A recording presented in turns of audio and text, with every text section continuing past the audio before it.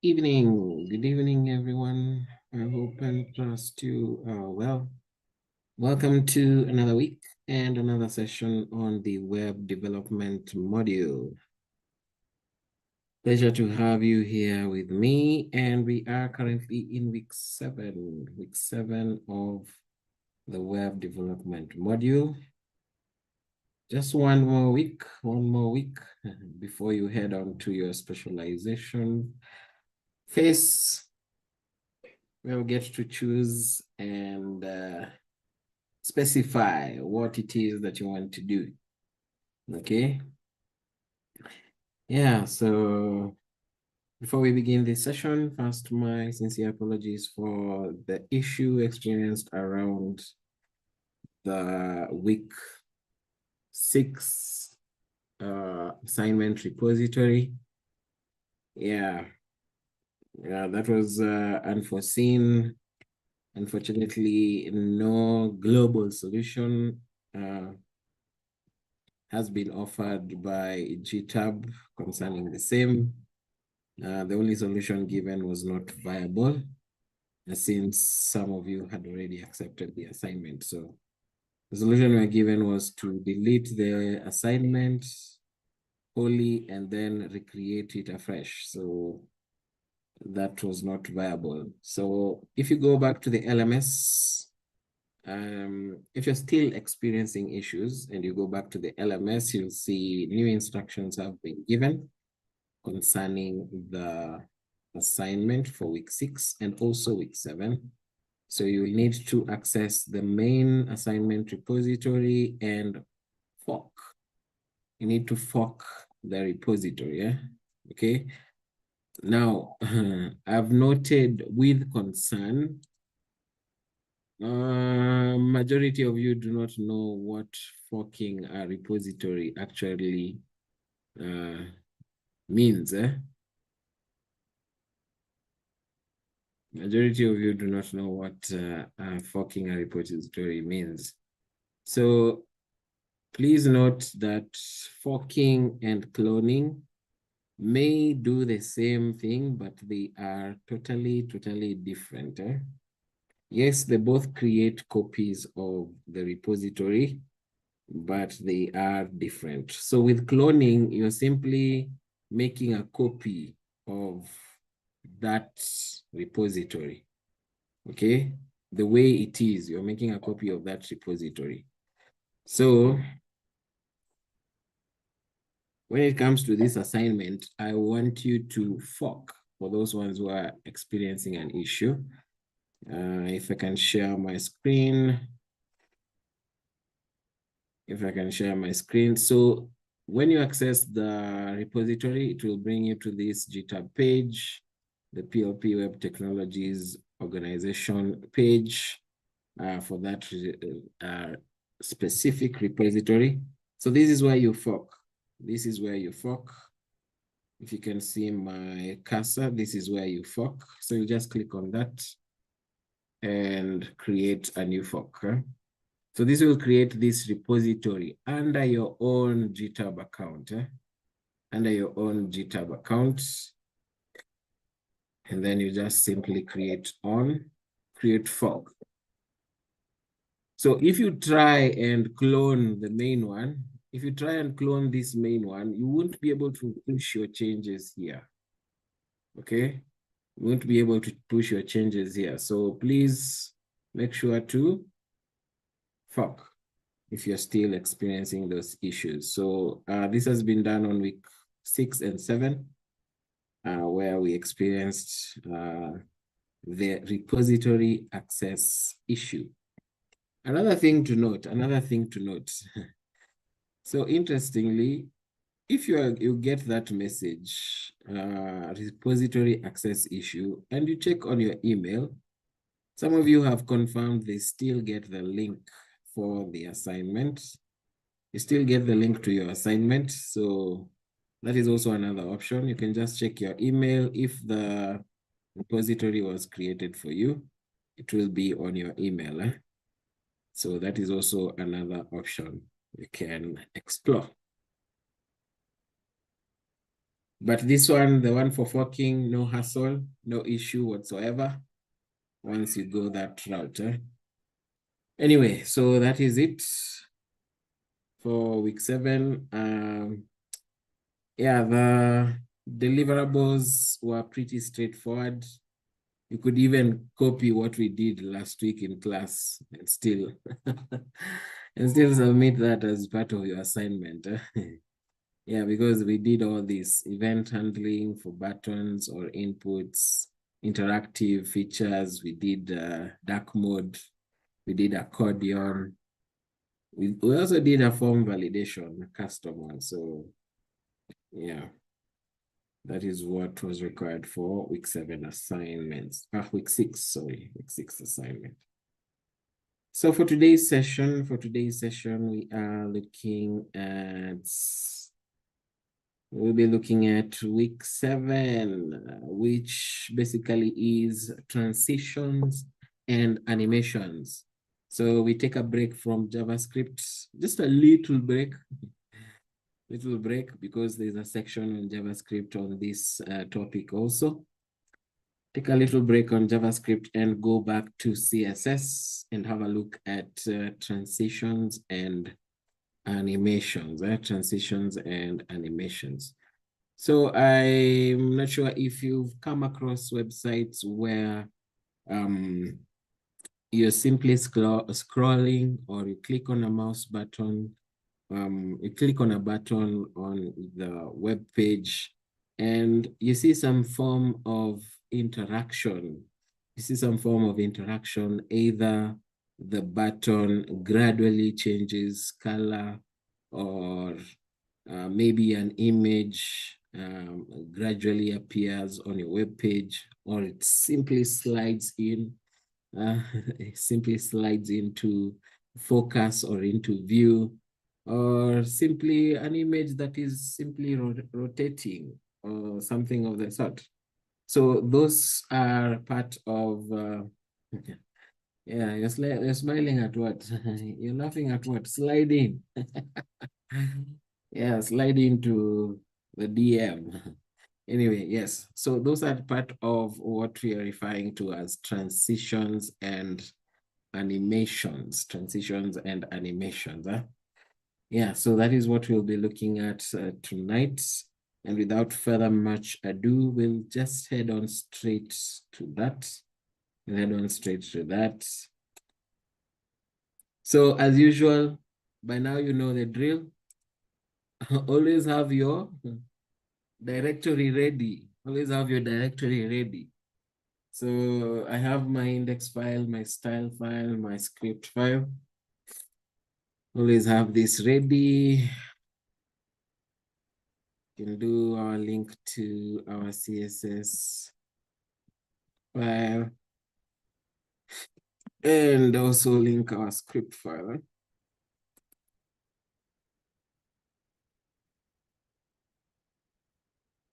Yeah, so make sure those ones are valid. You can simply press Control or Command and click on that. It should navigate you to that file. If it does not find that file, your path is incorrect. Okay. Yeah, so there we are.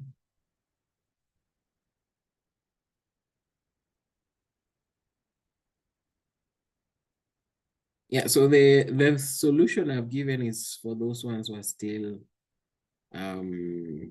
experiencing issues accessing the assignment repository. Okay. So if you're already done with the assignment, then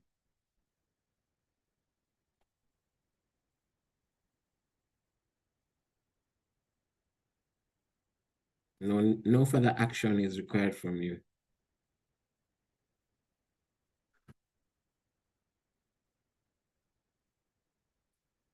Okay. Yeah, so this week we are doing CSS. The topic on LMS is CSS3 transitions and animations. Yeah. Yeah, so CSS, the number 3 is just for the current version of CSS. Yes, we are currently on version 3. CSS transitions and animations.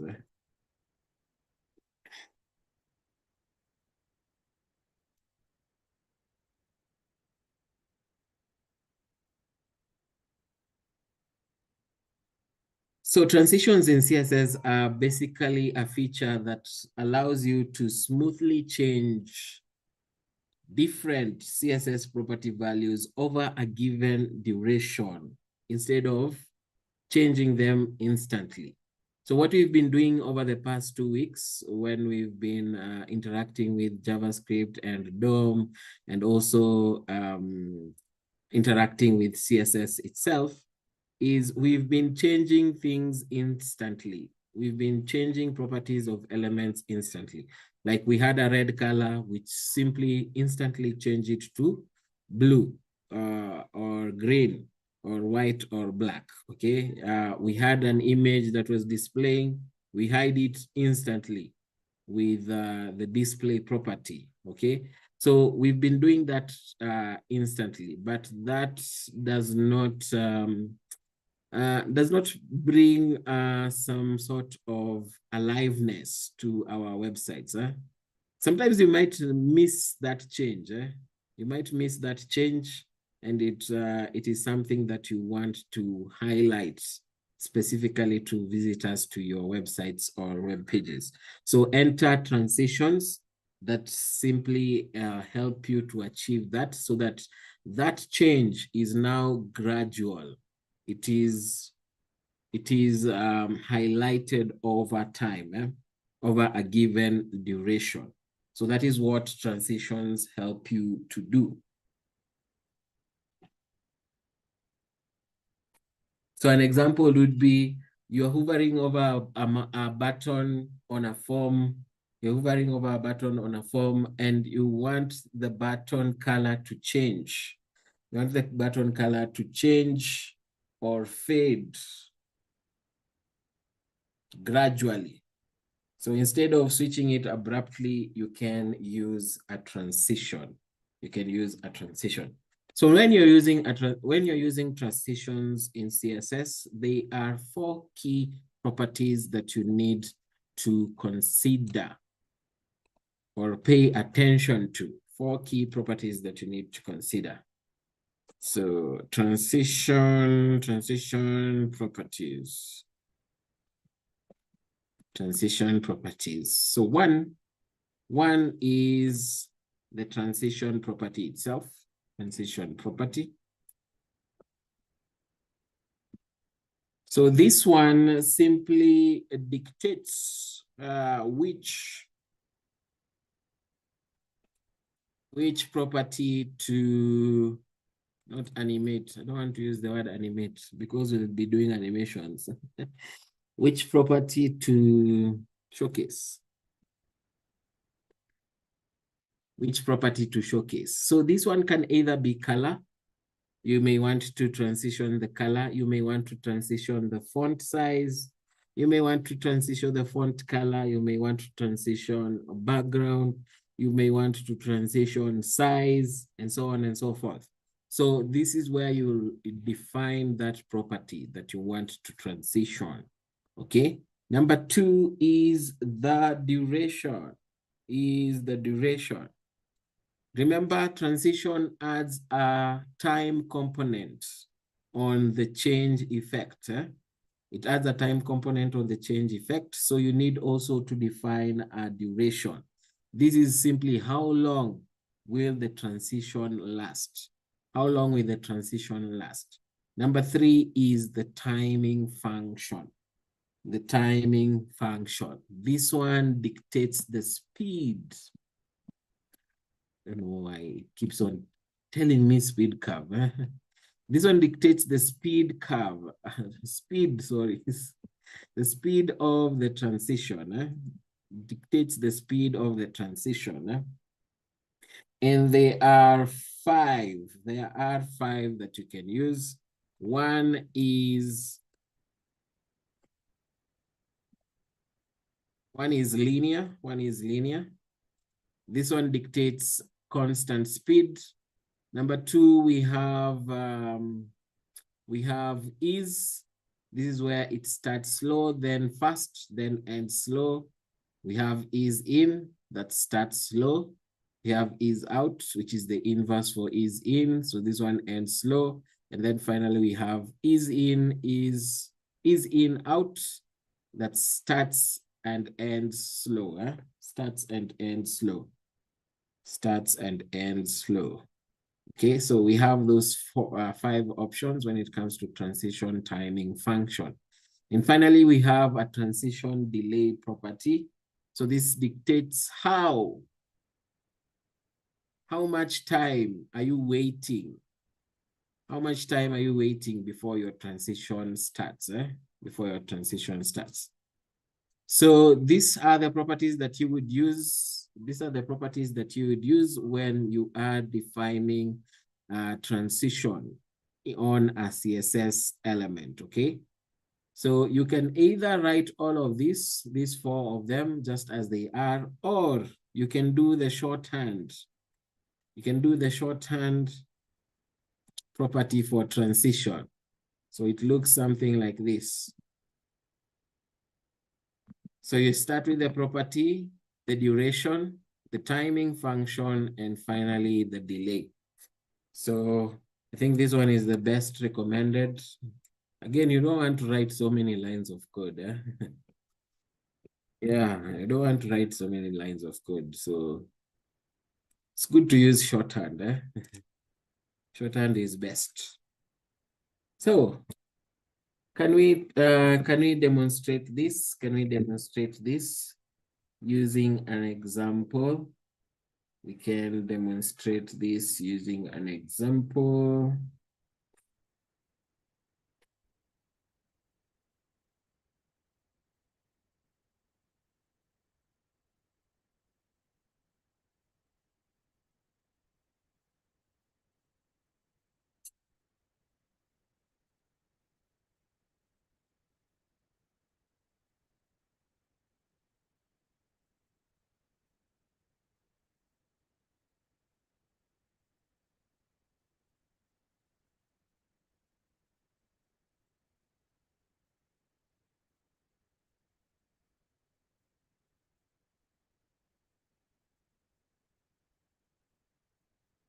Okay, so let's go to our HTML file. Let's go to our HTML file.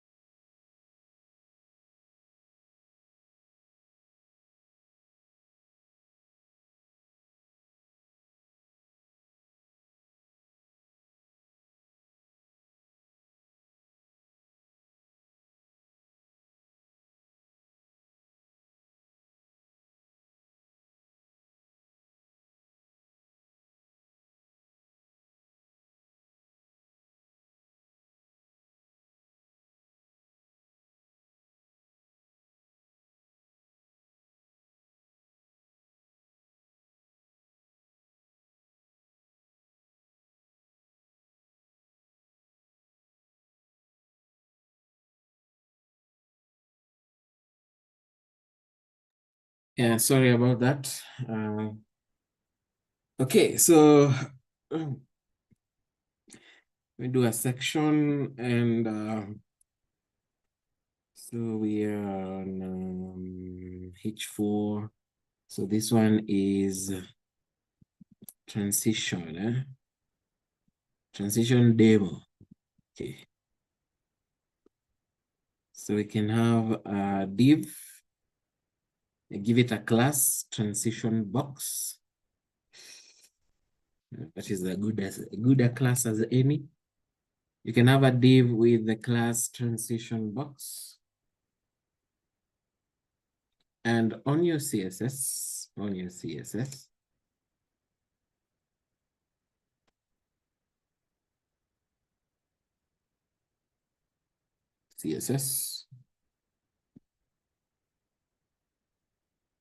So we have our transition box. We have a transition box. So we start with the background. You know, as we go extreme. Which color here is extreme? Lime. Go extreme. Border radius. Border radius. You know why we go extreme. You know why. I do not need to explain myself.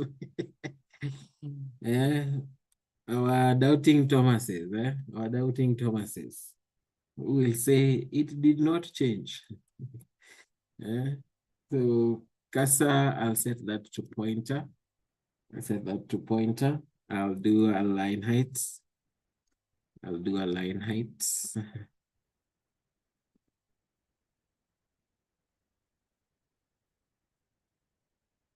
Do 95.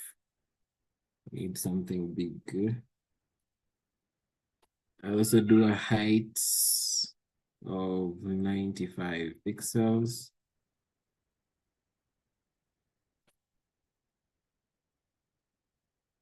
Text align center, text align center. Do you have any text? Yeah, just put some text here. Text align center. And now for our transition properties. So as I mentioned, you can do them one by one. Transition property. You can do them one by one, okay?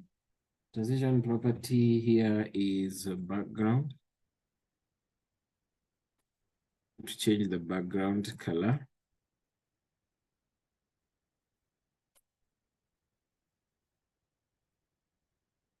And border radius. And border radius. Transition duration. How long do you want this transition to last? So let me do 2 seconds so that you can actually see the, the transition. Transition timing.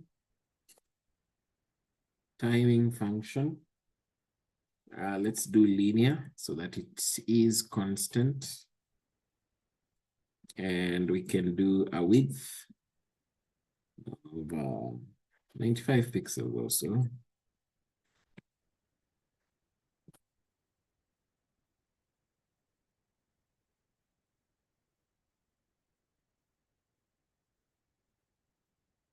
So I don't know if I mentioned, did I mention that transitions usually occur when a change of state occurs. So you configure them when a change of state occurs. So this change of states can either be hovering, focusing, loading, okay, submitting. Okay, so those changes in state, those changes in state, you can use those changes in state for these transitions. So here we are, the state we are changing is on hover. The state we are highlighting or specifying is on hover.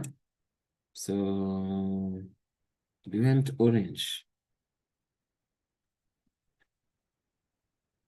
This was a lime and orange.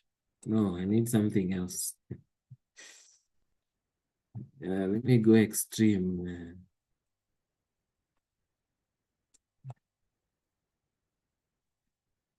Yes, green to red is a very good, transition, and that one you cannot deny. No, you cannot deny that one. So, so there we have it. There we have it. So remember, these are our transitions. Which one have we left? I think delay. No need for delay. No need for delay. We need to see this transition happening as soon as possible. Okay.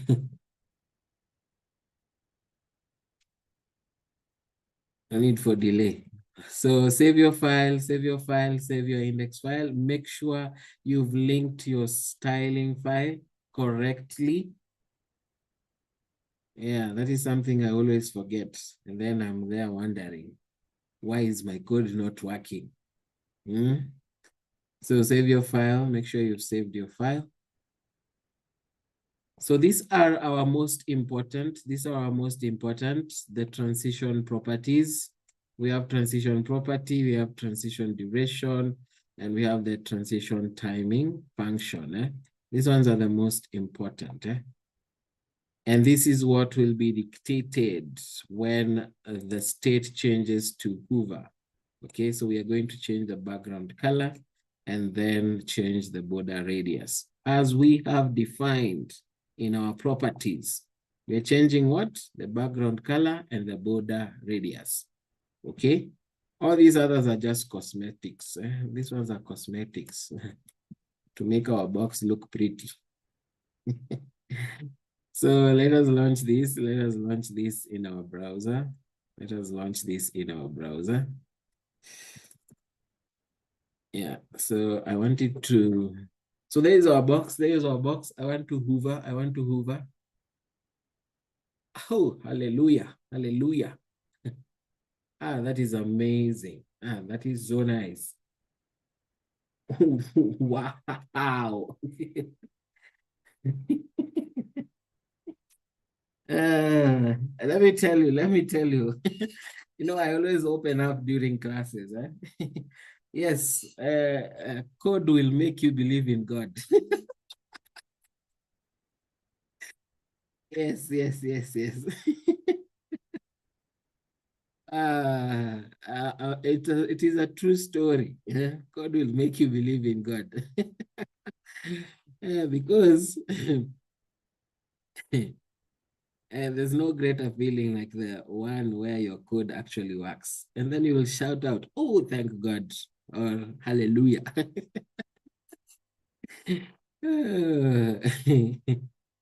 Yeah, so there's this famous programming joke. I don't know if you know it. Yeah, yesterday, the day my code was working. Does it go like that? No, no, no, it doesn't go like that. Yesterday, I knew why my code was working, or I knew why it was not working. And today, only God knows why. Today, only God knows why. So that is your first transition effect. That is your first transition effect.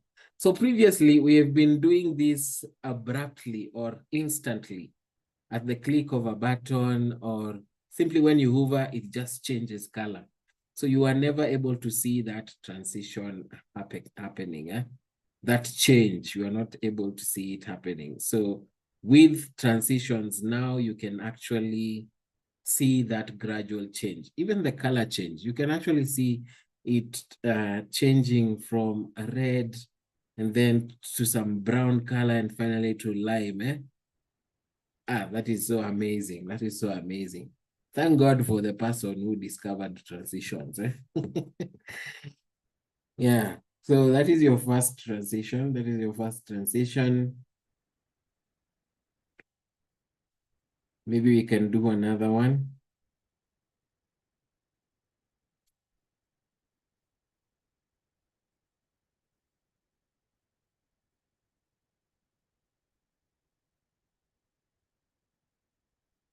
We can do another one for a button. We can do another one for a button. Show you how you can specify a transition for a button.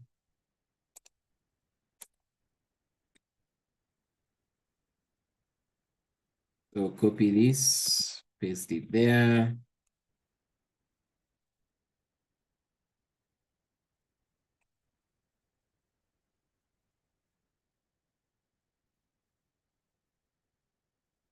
Canvas box. So we can do a button now. We can do a button now.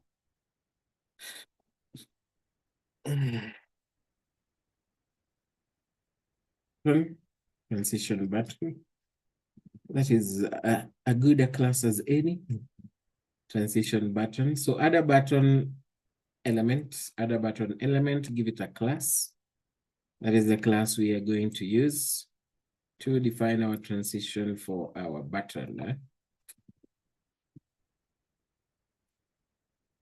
Transition button.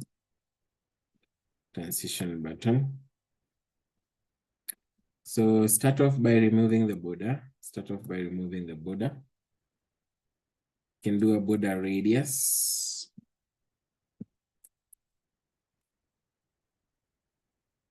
The radius.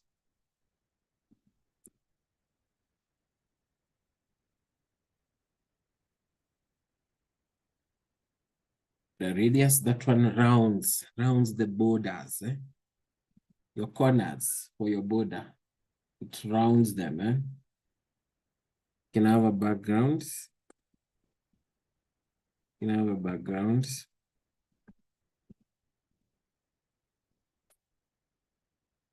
To light blue.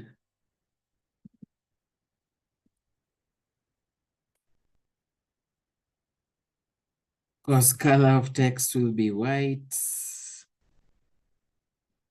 I can change our cursor to pointer. We can place a box shadow.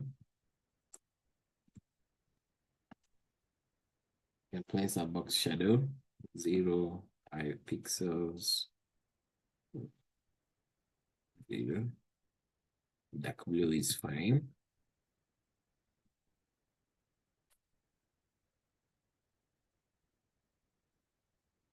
Margin 0. Outline 0.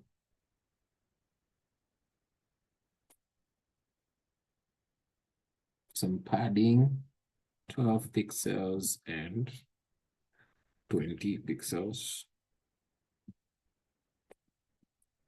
Transition. Now here we'll do a short form.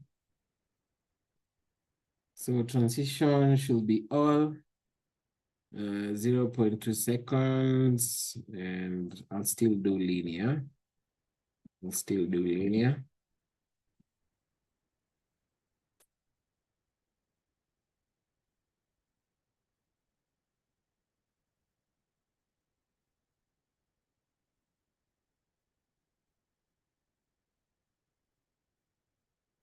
Transition button active.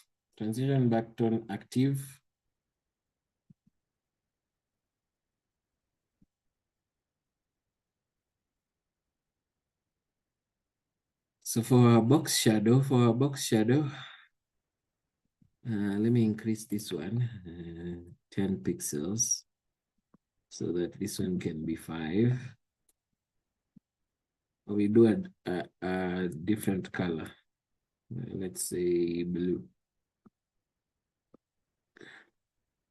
There distinction between dark blue and blue. I need our to be very distinct. Let's do something else.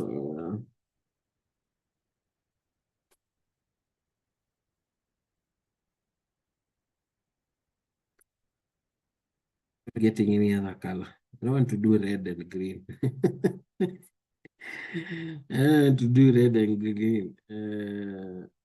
Cyan. Okay.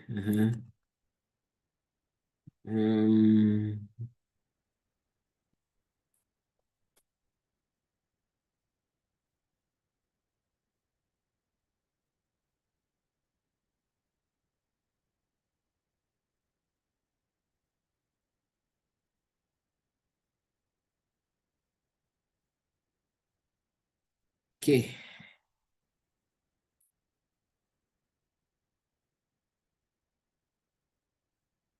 Yeah, so this is our shorthand for the transition.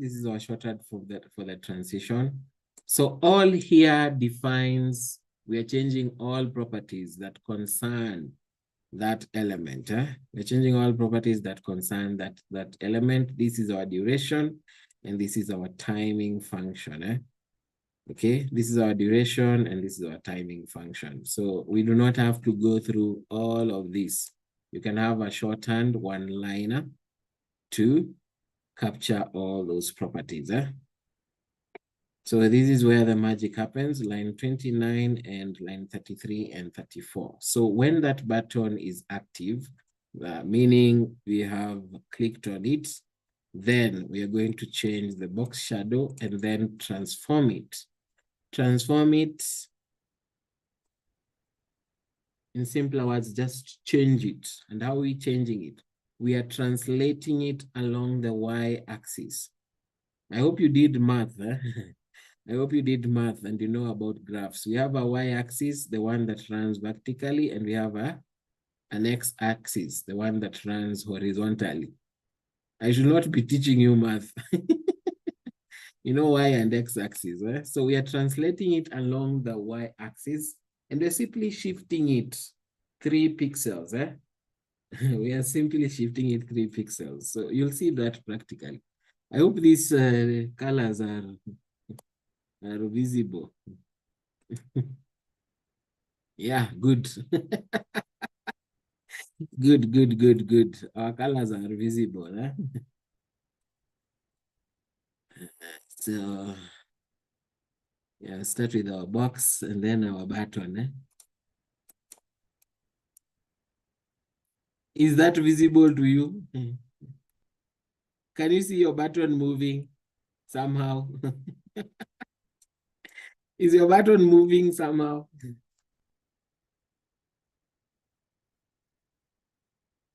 I hope your button is moving.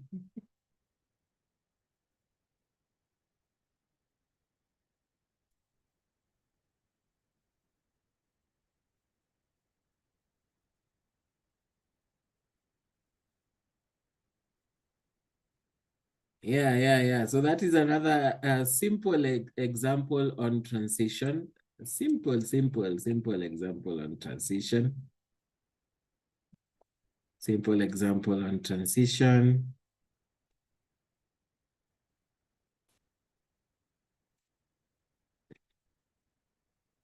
It looks like it is going in.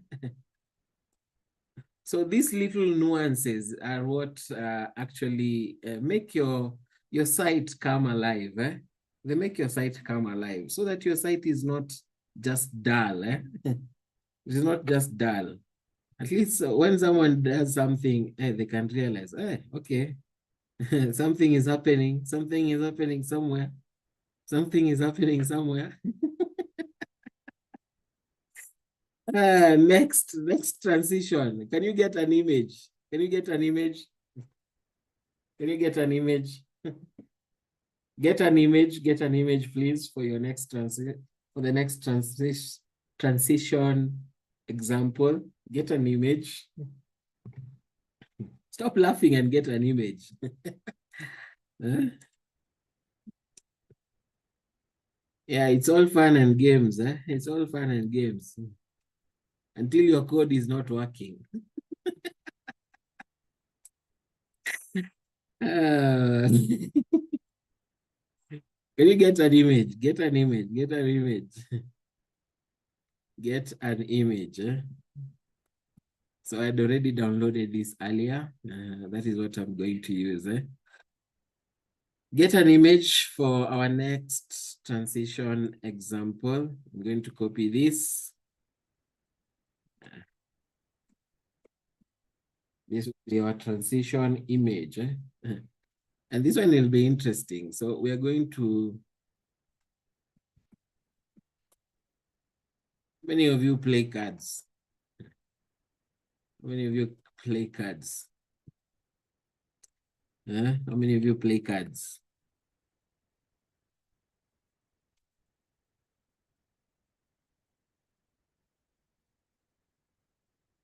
You know how to flip a card.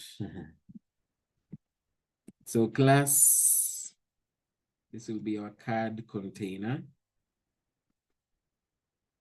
So we have a div class for the card container. We have a div, another div inside that for the card. have another div for the card.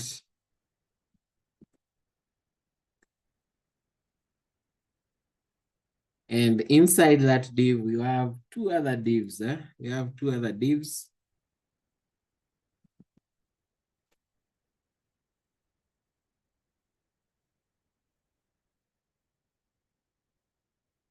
No need for text, okay? So you have a div, inside it, another div with a class card. And inside that one, we have two divs with one with class side, the other with class side and back, or front and back. Let me not confuse you. So front and back. So front and back. Okay. So create that, and then we head over to our CSS file. So starting with our card container. Ugh, what is happening? We are not doing those things, my dear computer. We are long away from responsive web design. So height perspective. This will set to 600. Can do a width, same width, and position. Set that to relative. That is our card container.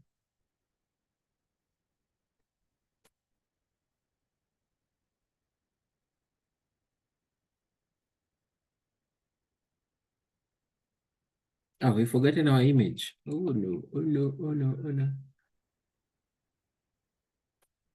So our image will be on the front, okay? Image source. This is puppies, JPEG.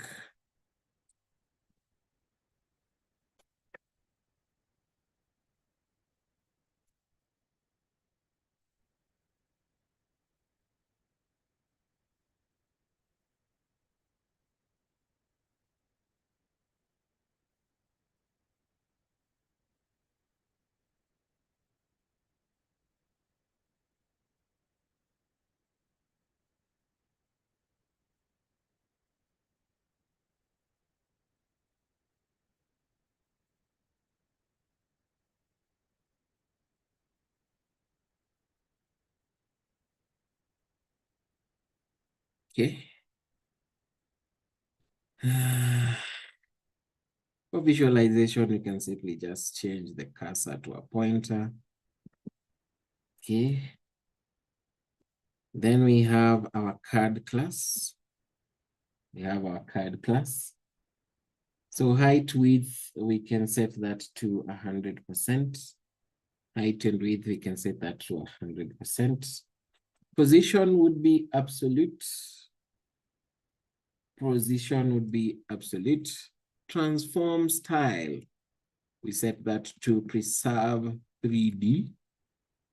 And for our transition, this will be all 1 second is in out. Is in out.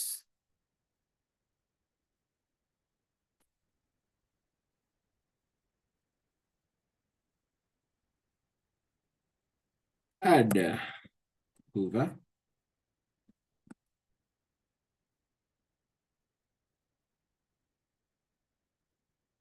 Add hover. We're simply transforming, and we will rotate on the y-axis 180 degrees. We'll rotate it on the y-axis 180 degrees.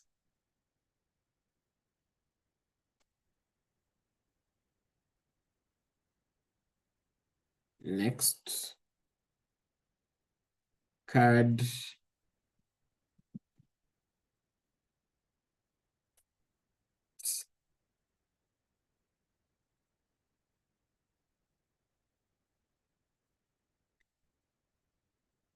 back face visibility, set that to hidden.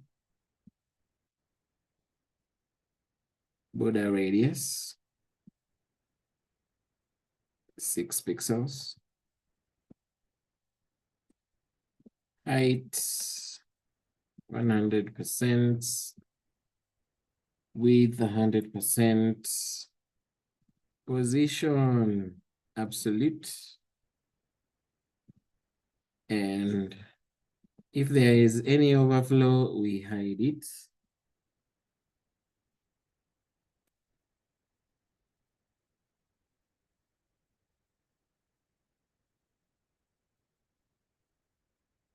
Add back. So we can start with background. Let's do light gray.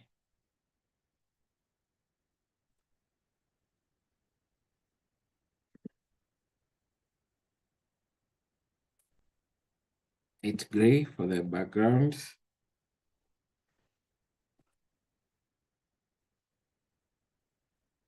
Font color black.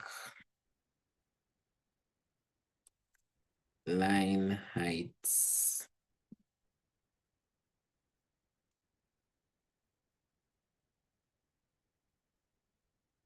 Line center. And then transform it.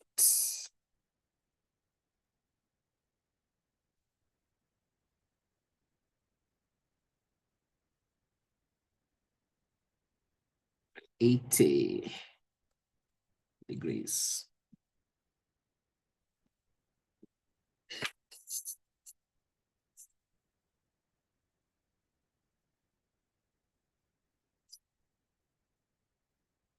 I know our image is quite large, so can we change that?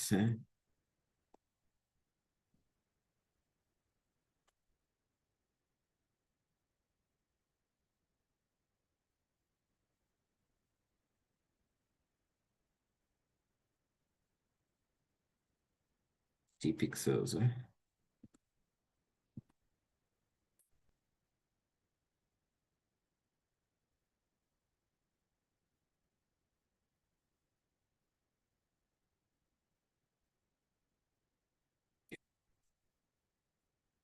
So there is our, this should flip our card. Fingers crossed. Fingers crossed, fingers crossed, fingers crossed. Save your files, make sure you've saved your files. Save your files, back to the browser, back to the browser. Where is our image? Where is our image? Yeah, I said we need to have our fingers crossed. Where is our image? Where is our image?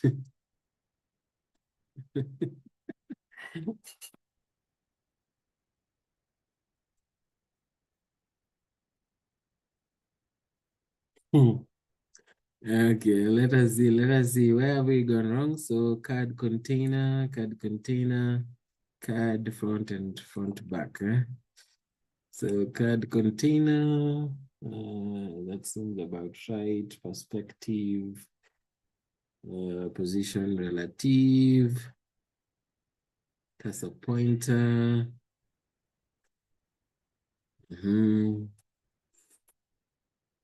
Position absolute.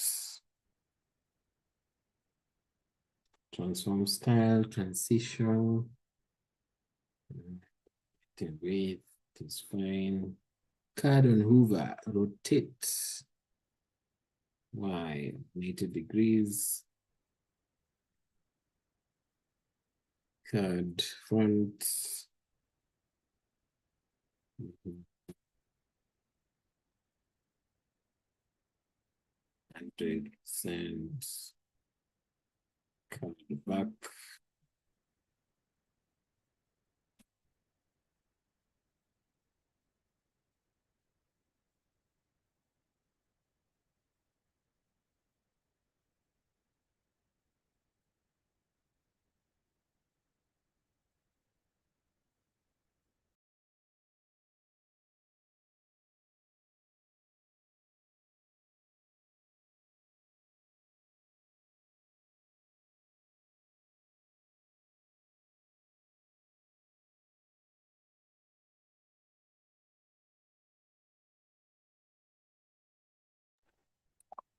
Yeah, so where are we gone wrong? Where are we gone wrong? Where is our image? Yeah, why is our image not displaying?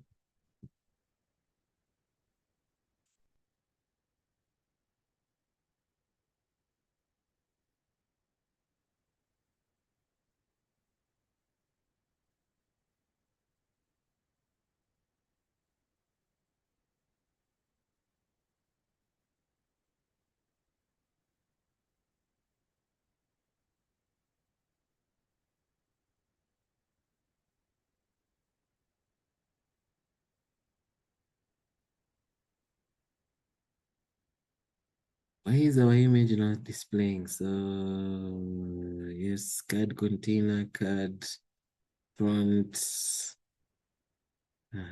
front, back is fine. Our HTML is fine, looking good. Have I closed everything? Yes. Yeah, sometimes you might find you've not closed something. It looks okay. This looks okay. Don't know. I don't know. We are going wrong.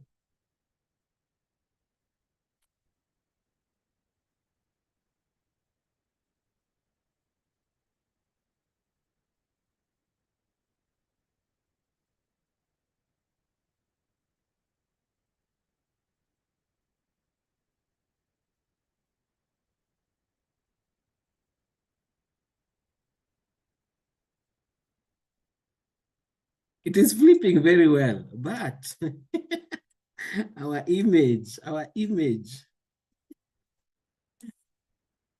nothing on our console, no errors on our console.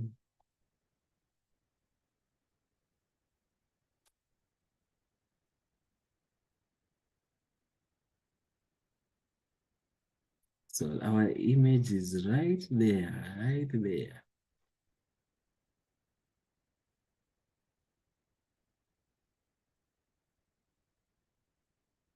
We'll figure it out. We'll figure it out.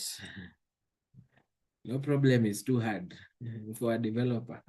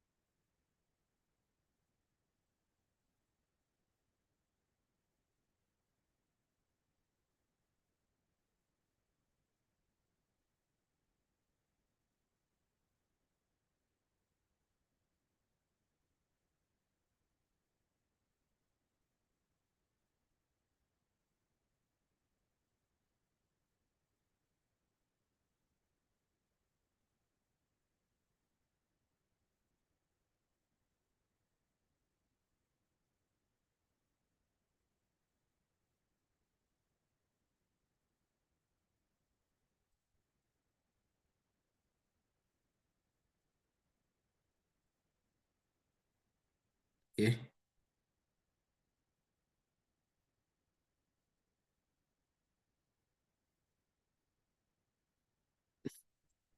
Hope you are raising your hand to give me a solution.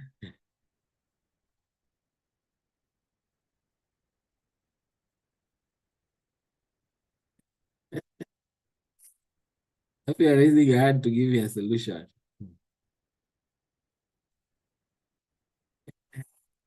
Eh?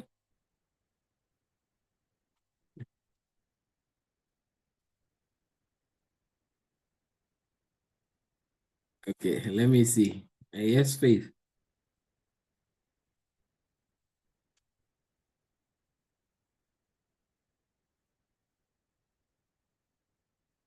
And nothing from Faith. Uh, Brian, Tua. Yes, go to the CSS. Uh-huh. Add where we have you have removed the card hover. You add the two quotes between which you had put 180 degrees. So remove it from the card hover back, transform, rotate Y, remove those two single quotes. The quotations. Yes.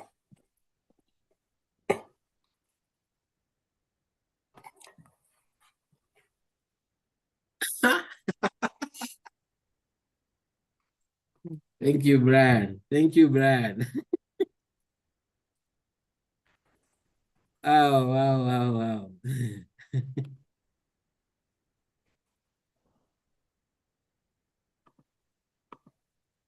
Okay. That one would have, that one went right over my head.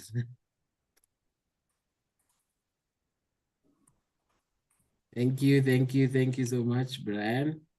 Good catch, good catch, good catch, good catch. Wow, that is something, eh? That is something.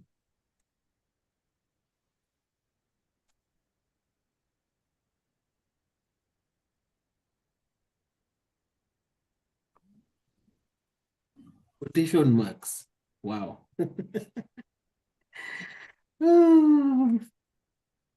Quotation marks. Really? I can't even believe it.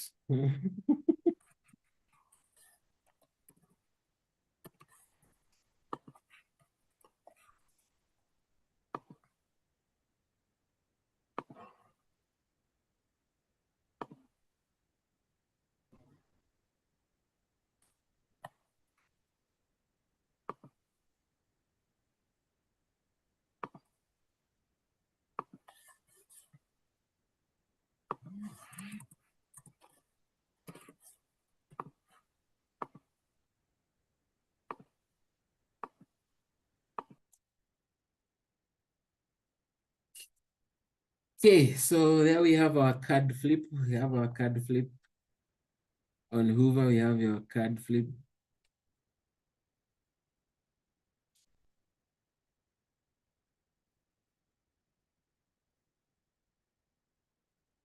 Good stuff, good stuff. Thank you to Brian Mutua for catching that error.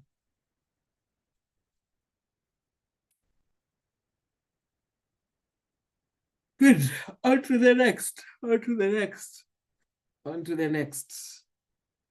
So we can head over to animations. We can head over to animations and see what those are all about. Eh? So animations are a feature of CSS that now let you define a sequence of style changes. This one will let you define a sequence of style changes using what we refer to as keyframes. Eh?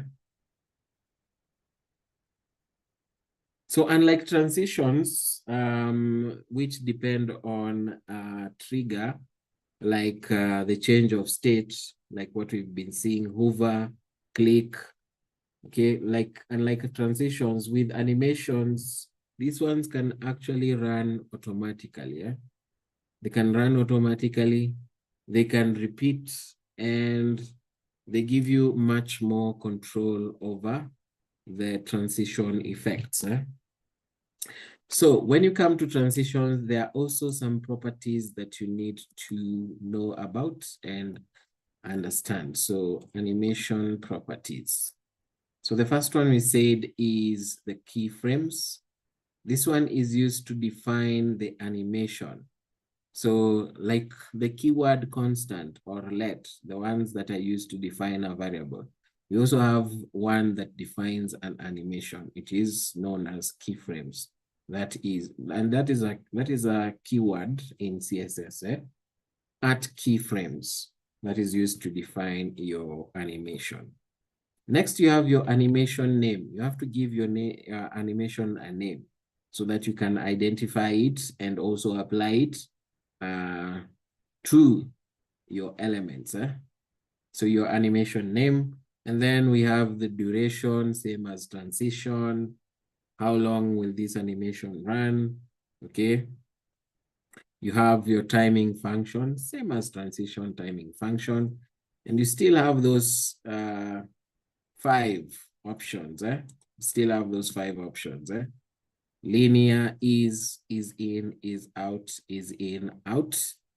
You have your delay, same as transition delay. So there are added properties here. You can have iteration count. You can have iteration count. This simply defines how many times the animation should play. So you can say, I want this one to be playing throughout, infinitely, never stop. So you can use infinite for that. You can use infinite for that. We have animation direction. You have animation direction. So this one simply dictates which side, how is the animation behaving in terms of direction. So you have normal, you have reverse,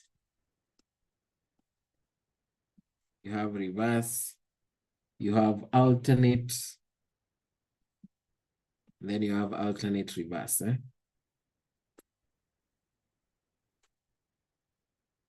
Then we have a fill mode. This one is optional.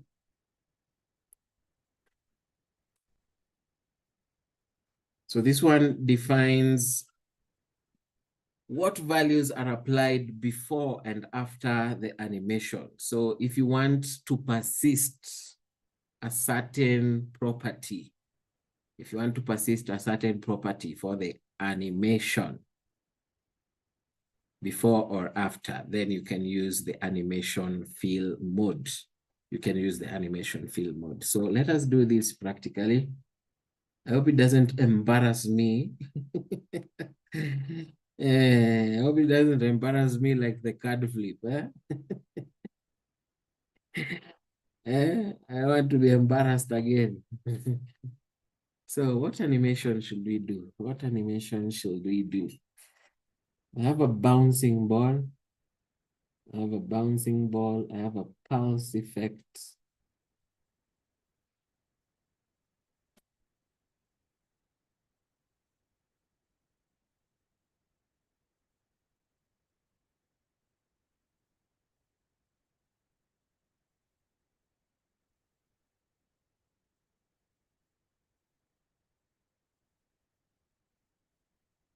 Let me do something interesting. Let me do something interesting. Please don't embarrass me. Use something interesting that I want to do. Please don't embarrass me. Section.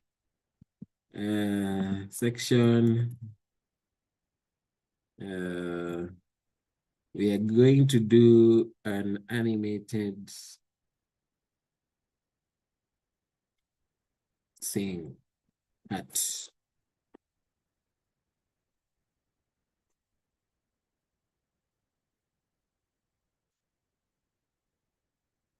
so have a div with a class hat.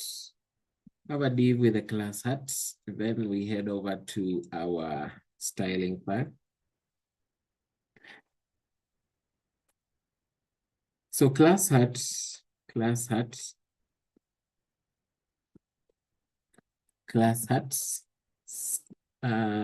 with the width and height.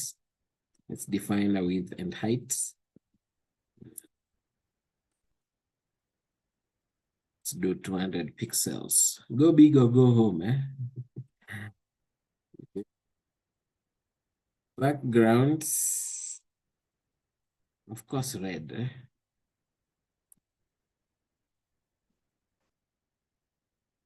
Position relative. Transform 45 degrees. Transform 45 degrees. Then animation. Oh, sorry, I forgot to tell you the shorthand for animation. Okay. So we have a shorthand property for animation, eh? So you can use the animation property. And instead of writing how many rules? These are 7. Instead of writing 7 rules, you can use the shorthand. You can use shorthand, start with the name, followed by duration, timing function, delay, iteration count, direction, and fill mode. Yeah? Okay, that is the order for the shorthand. Eh? So we are going to use the shorthand here. Remember, you do not need to use all of those values for the animation property. Yeah? So you use only what works for you. So our animation will be called heartbeat, and we want it to, the duration to be 1 second, and we want it to run infinitely, always be running. So save that. Heart before and heart after. Heart before and heart after. So content, clear any content, present, width and height same as before. Background still remains red, border radius 50%, and position absolute.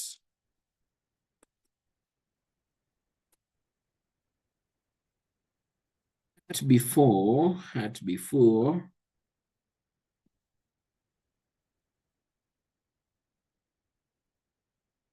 position 50 pixels.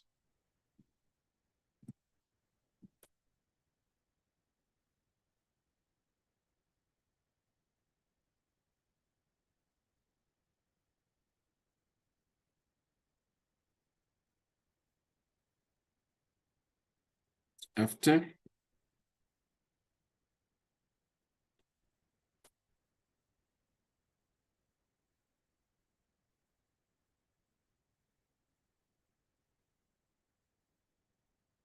Next, we define our animation. Define our animation using the keyframes keyword. Define your animation using the keyframes keyword. So we are only going to highlight 2 breakpoints, 0 and 100%. 0 and 100% and 50%. 50%.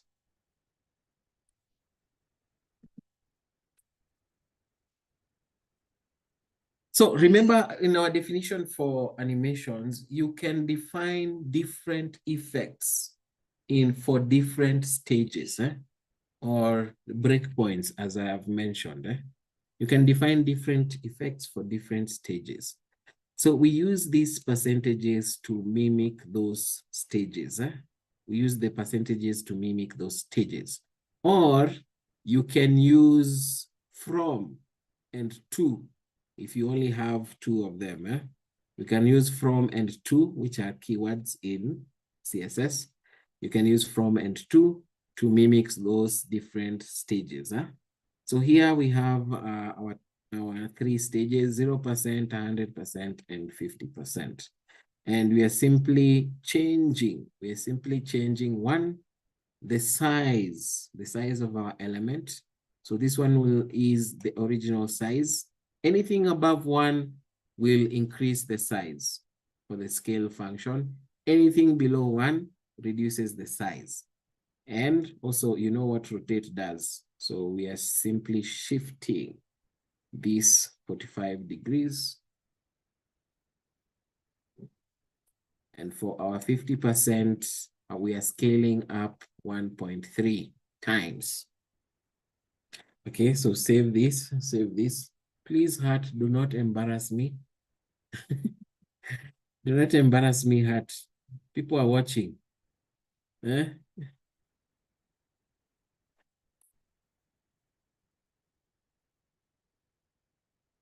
Hey, my heart, how does my heart look like? My heart is not looking nice. Uh, my heart is not looking nice. Why is my heart not looking nice?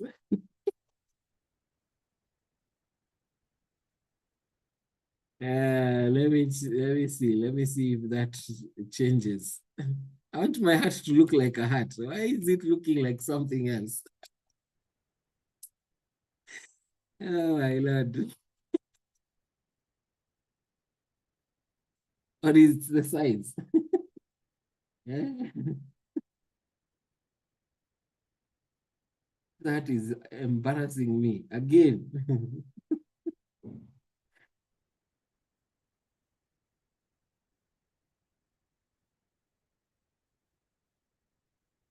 Everything looks in order. Everything looks in order. Border radius 50%.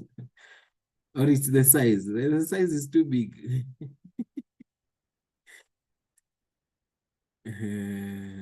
Class hat, yes, that one is fine. Or it's this size. Let me try and change this size. I'm not seeing it very well. I want you to look like a proper hat. You are looking like something else. Yes, yes, something like that.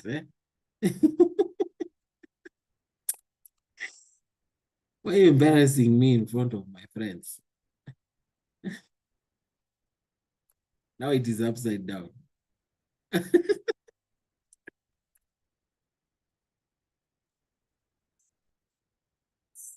Oh my Lord.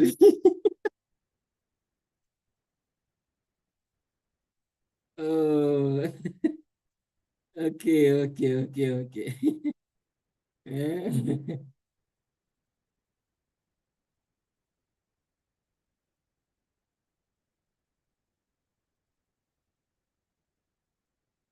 There is our heart. There is our heart. There is our heart. Oh, my Lord. Oh, Lord. Mm.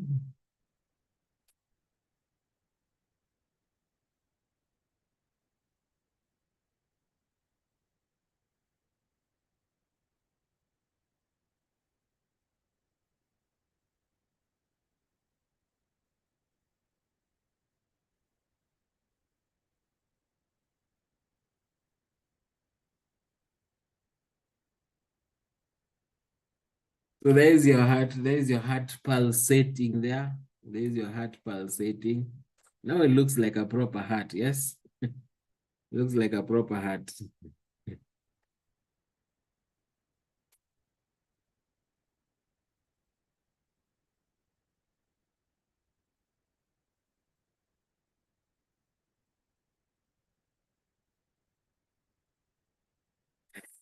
Yeah, so that is our example for an animation. That is our example for an animation. I'm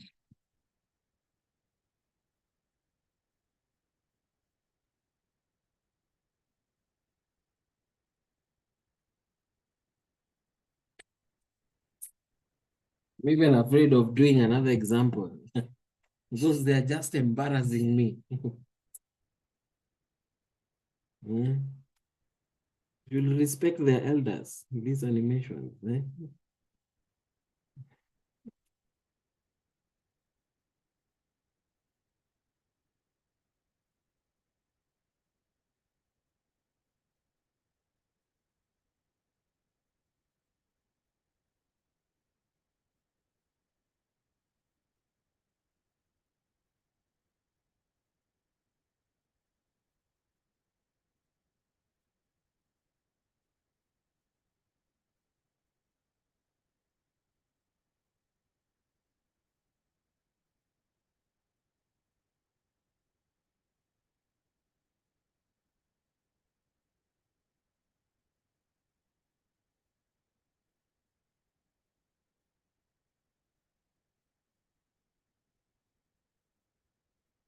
Okay, so we can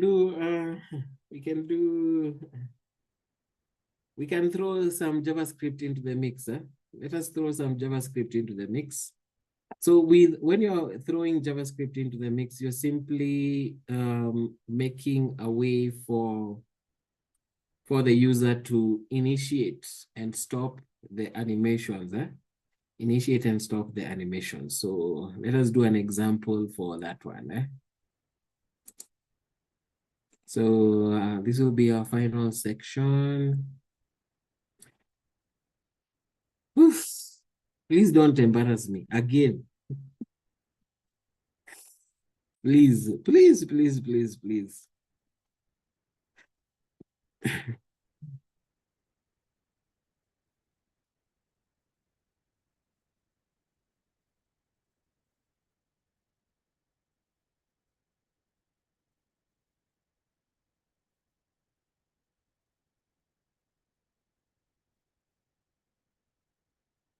So we're finally going to do a ball.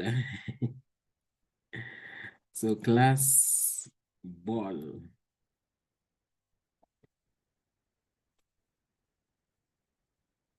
And then we will have two buttons.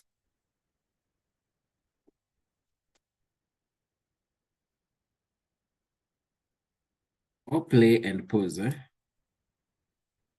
So play and pause.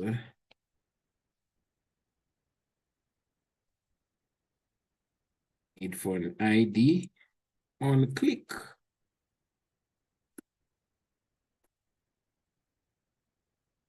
Play.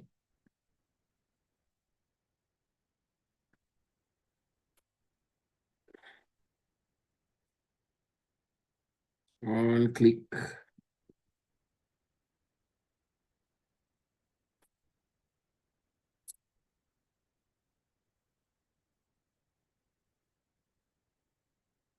On click play and on click pause.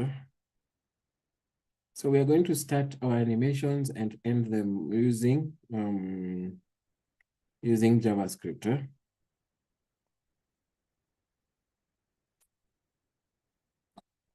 So to our style.css, first our ball.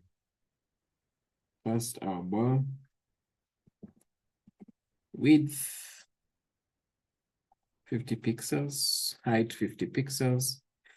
We do another color.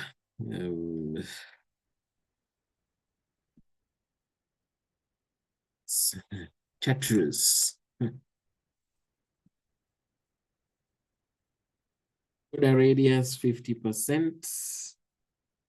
Border radius 50%. For our animation, we're not going to bounce. We're simply going to move it. Move it. 3 seconds infinite.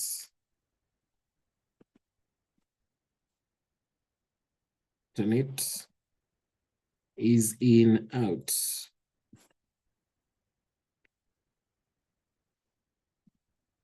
Animation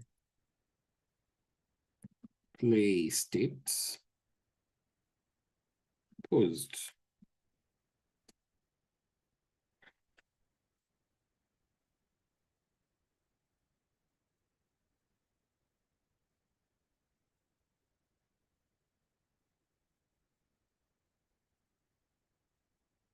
No, not on Hoover. We're not doing on Hoover. Sorry.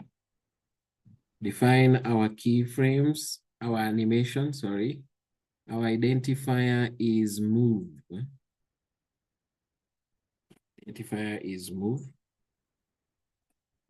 And here we're going to use the from and to.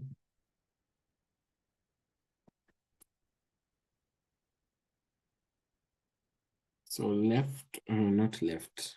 Here we are transforming. Hey. We are moving this ball, so we need to use transformer. Transform and then translate it via the x-axis. No, we are not changing color. We just need to move.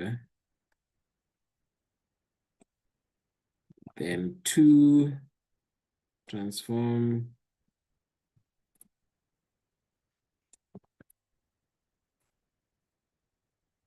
and 900 pixels.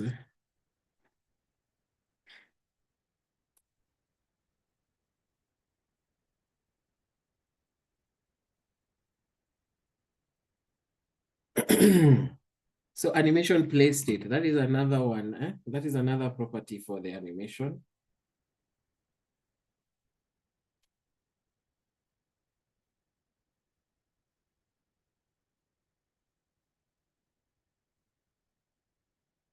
So it will start off as paused until we activate it via JavaScript. Until we activate it via JavaScript. So to our script file. So constant ball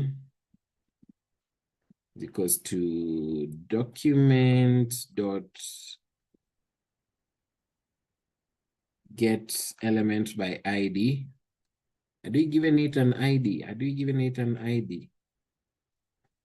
Oh, not yet. Hey, and then it, do you see how it wanted to embarrass me? So then we want to get element by ID.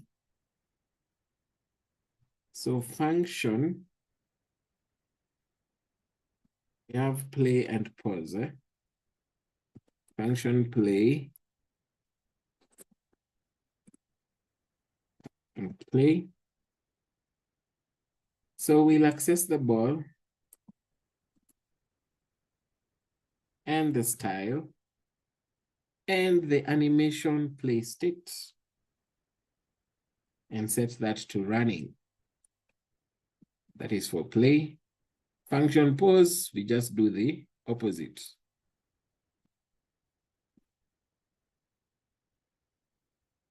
That is it for our JavaScript. So when you click the buttons, the various and specific functions will be executed or they will be called. So save your file. Please don't embarrass me. Please don't embarrass me. Let us go to our page. What is happening to our page? It's not even displaying.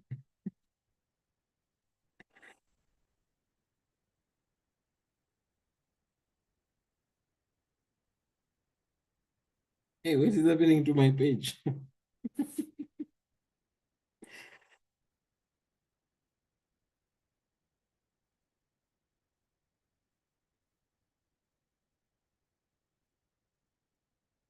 I tell you, hey, when things conspire against you,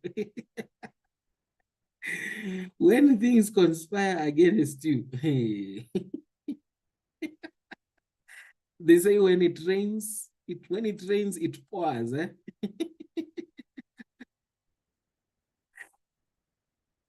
Yeah, so there is your animation. Let us pause it. Continue. You can even pause it midway. You can even pause it midway.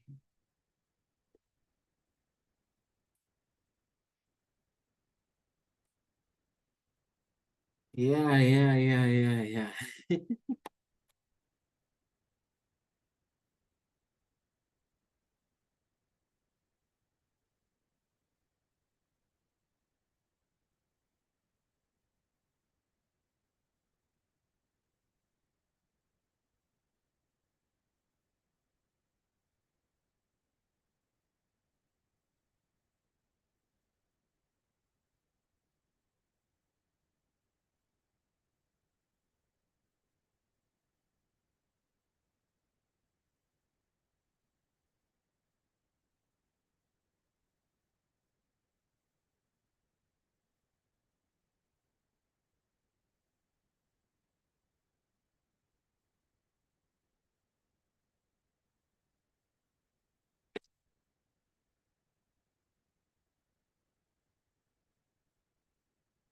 Yeah, so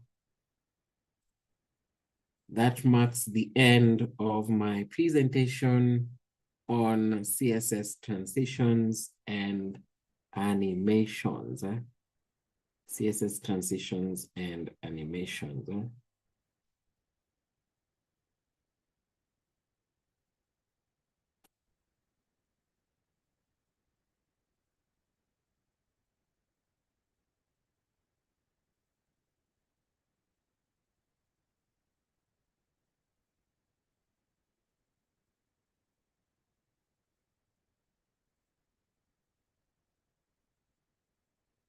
Yeah, so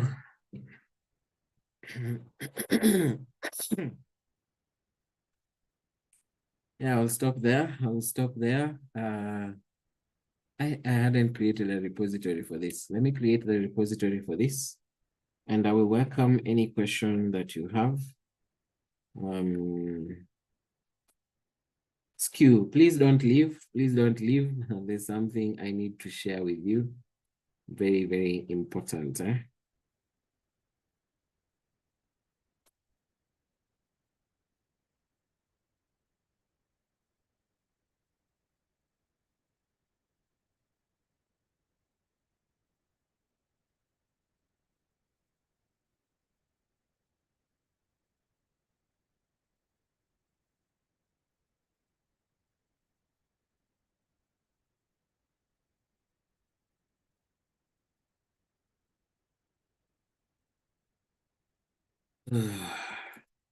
GitHub, new repository. This is week 7, session 3. Week 7, session 3.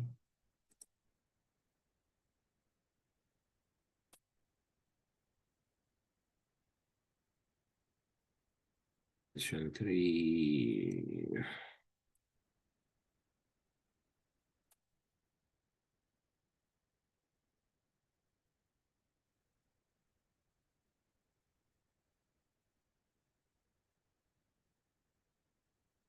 So we have index.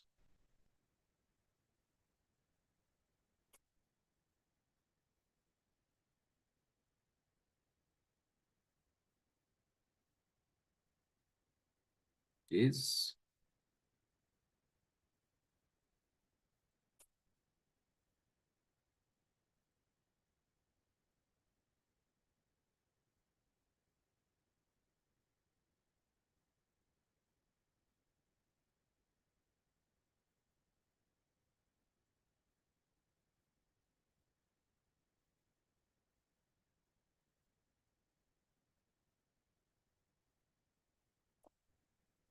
of images.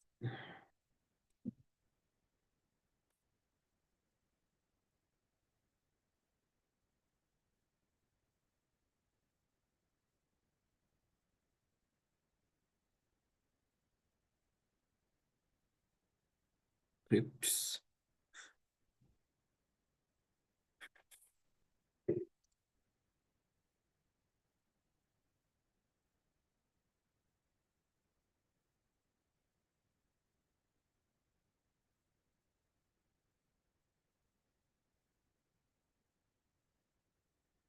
Finally, we have styles.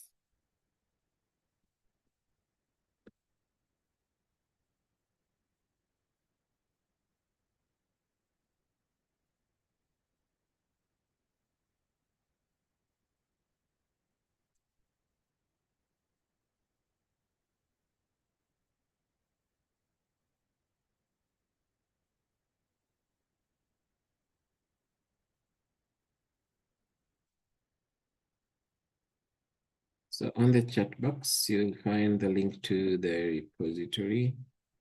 On the chat box, you'll find the link to the repository. Let me get to your questions, and then please don't leave. I have something that I need to share with you. Duncan, Eric, Abdul. Abdul. Yes, Joshua. Good evening, sir. Good evening. Yes, sir. Thank you very much for this session. Okay. Yes. Okay. I'm having issue with my assignment. So I saw a Ground message. rules. No, Ground no, no, no, rules. Ground no. rules. Yes. I understand, but it's not a question, just a brief something. I Eh? so Yeah, I just yeah, want to yeah. ask. So So I forked the repo, and I've also created what's it called, the fork repo. So what should I do next after I have created the fork repo? Should I copy what do you the mean? I Do said I your have forked assignment. the yes. What do you mean? What should you do next? Do the assignment. Okay, should I copy the URL code and start working on it by pushing it on my terminal?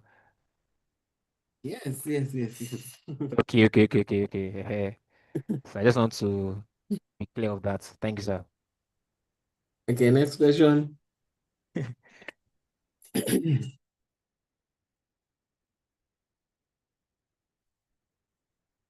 Next question, please. If there are no questions, I'll head on straight to what I want to present. Hello, sir.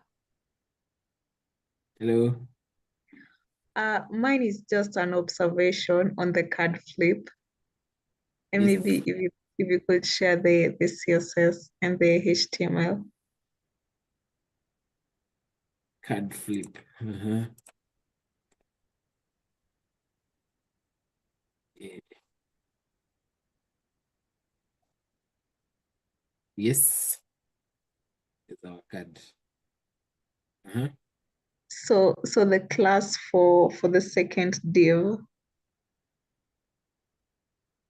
Mhm. the class that's the not the first one, the second one, the third one, the fourth one, front back.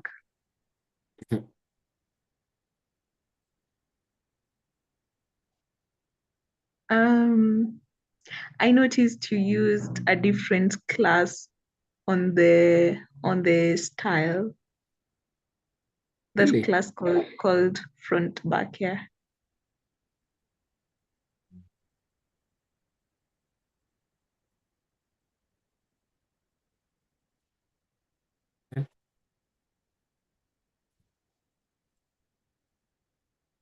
That one you've written .card .back.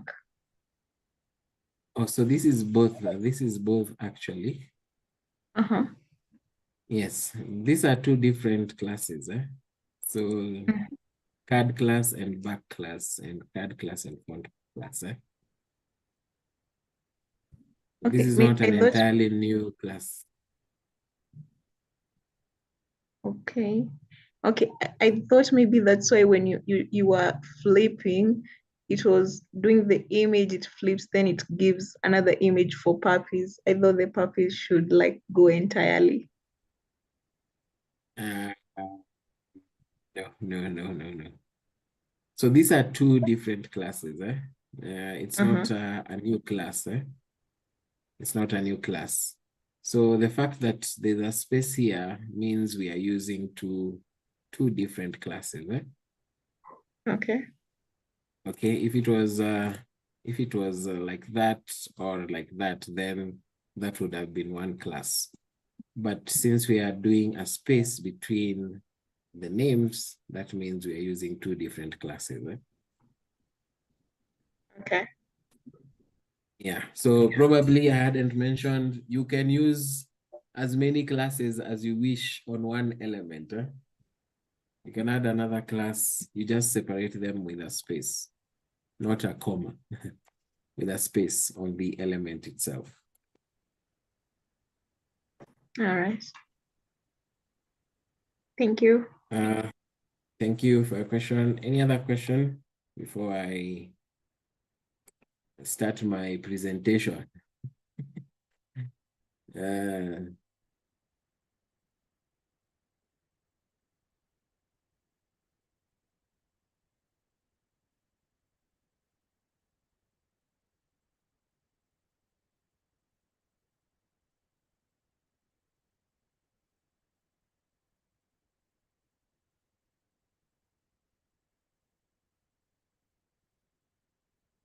Yes, any question, any question? If I've given you the chance to speak, please ask your question, ask your question.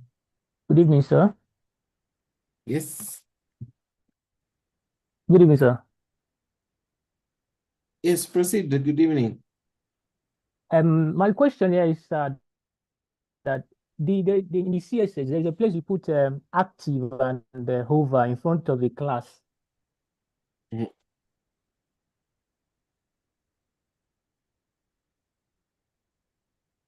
Are you with me, sir? What is your question? Yes, I can hear you. My question is, do they have any effect if you don't put them in front of that class? Is it just for to know that this is what you're working on, or is there a particular thing that they do in front of as you put them in the class? Remember, I Do they have mentioned any that effect?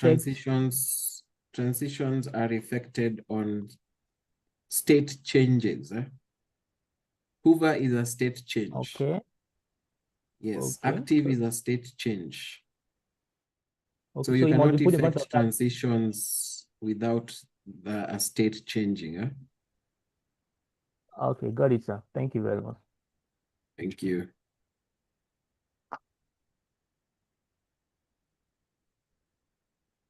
Any other question? Any other question?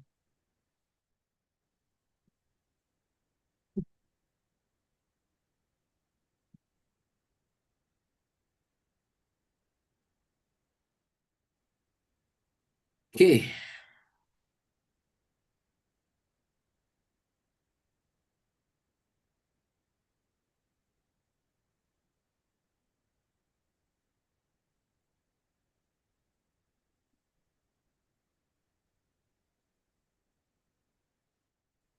Yeah, so we are currently in week 7.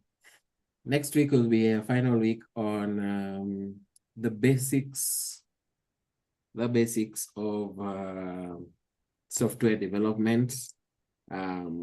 Basically, you'll be finishing up most, if not all, on these introductory modules for software development.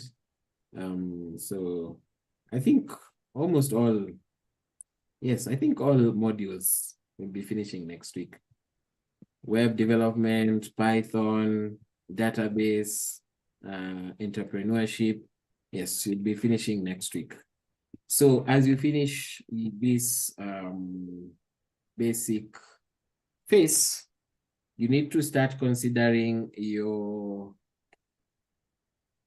area of specialization. Eh?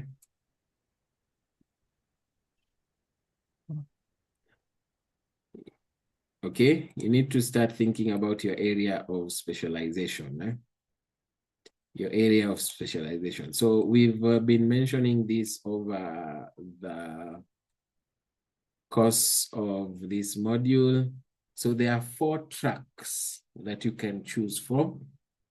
There are 4 tracks that you can choose from. So we have AI for software engineering. If you think that AI is your passion, if you feel that AI is your passion and you want to pursue it further, then you can choose that course, AI for software engineering. If you want to become a quality assurance guy or person, then you can consider selecting software testing as your area of specialization. You'll be taught on how to evaluate software to make sure it is working as intended and it is meeting user needs. So you can select software testing. Or if you think, or if you feel, I have a passion for web development and I want to take this further, then you can select the track for full stack development using the MAN stack. Using the MAN stack, where you'll get to be taught on MongoDB, Express.js, React, and using the Node.js environment.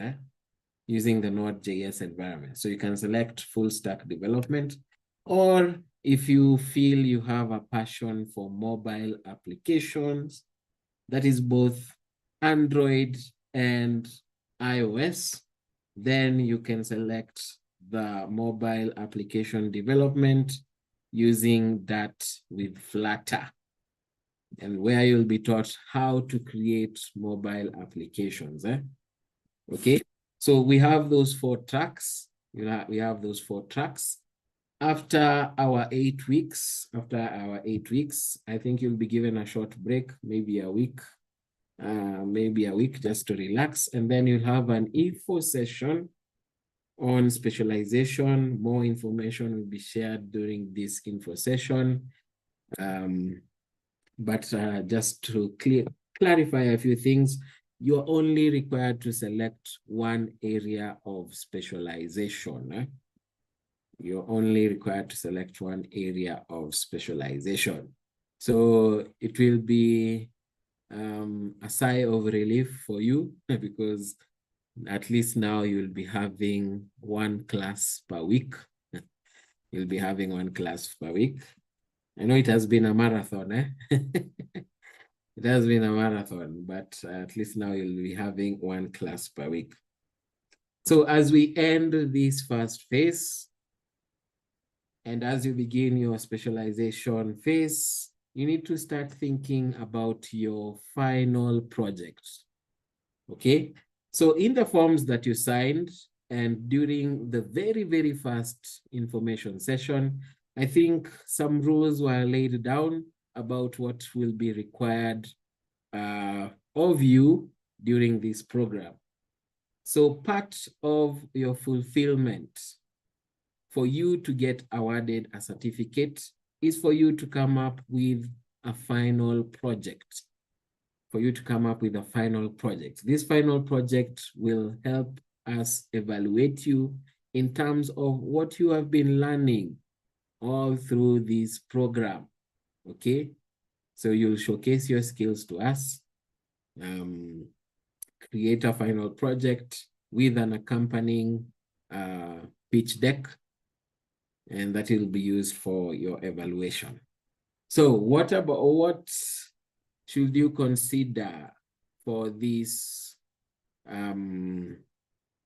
What should you consider for your final project? So I hope you are aware of the United Nations Sustainable Development Goals. Okay, so there are 17 of these goals, and we highly encourage you, because part of your evaluation will be based on, is your project based on any of the 17 Sustainable Development Goals, or SDGs in short? Okay, so we need to make sure you are constrained around these SDG goals. So there are 17. There are 17 of them. And this template simply gives you an overview of all these SDG goals and some of the projects that you can do within those goals. Remember, we are not restricting you to these examples. We are not restricting you to these examples. You might have a better idea or solution that revolves around no poverty. You might have one that revolves around zero hunger. Okay, so these are just used to open up your mind to see the possibilities that can be achieved across the various SDG goals. So we'll share this template with you. Just to give you an idea. What can I build?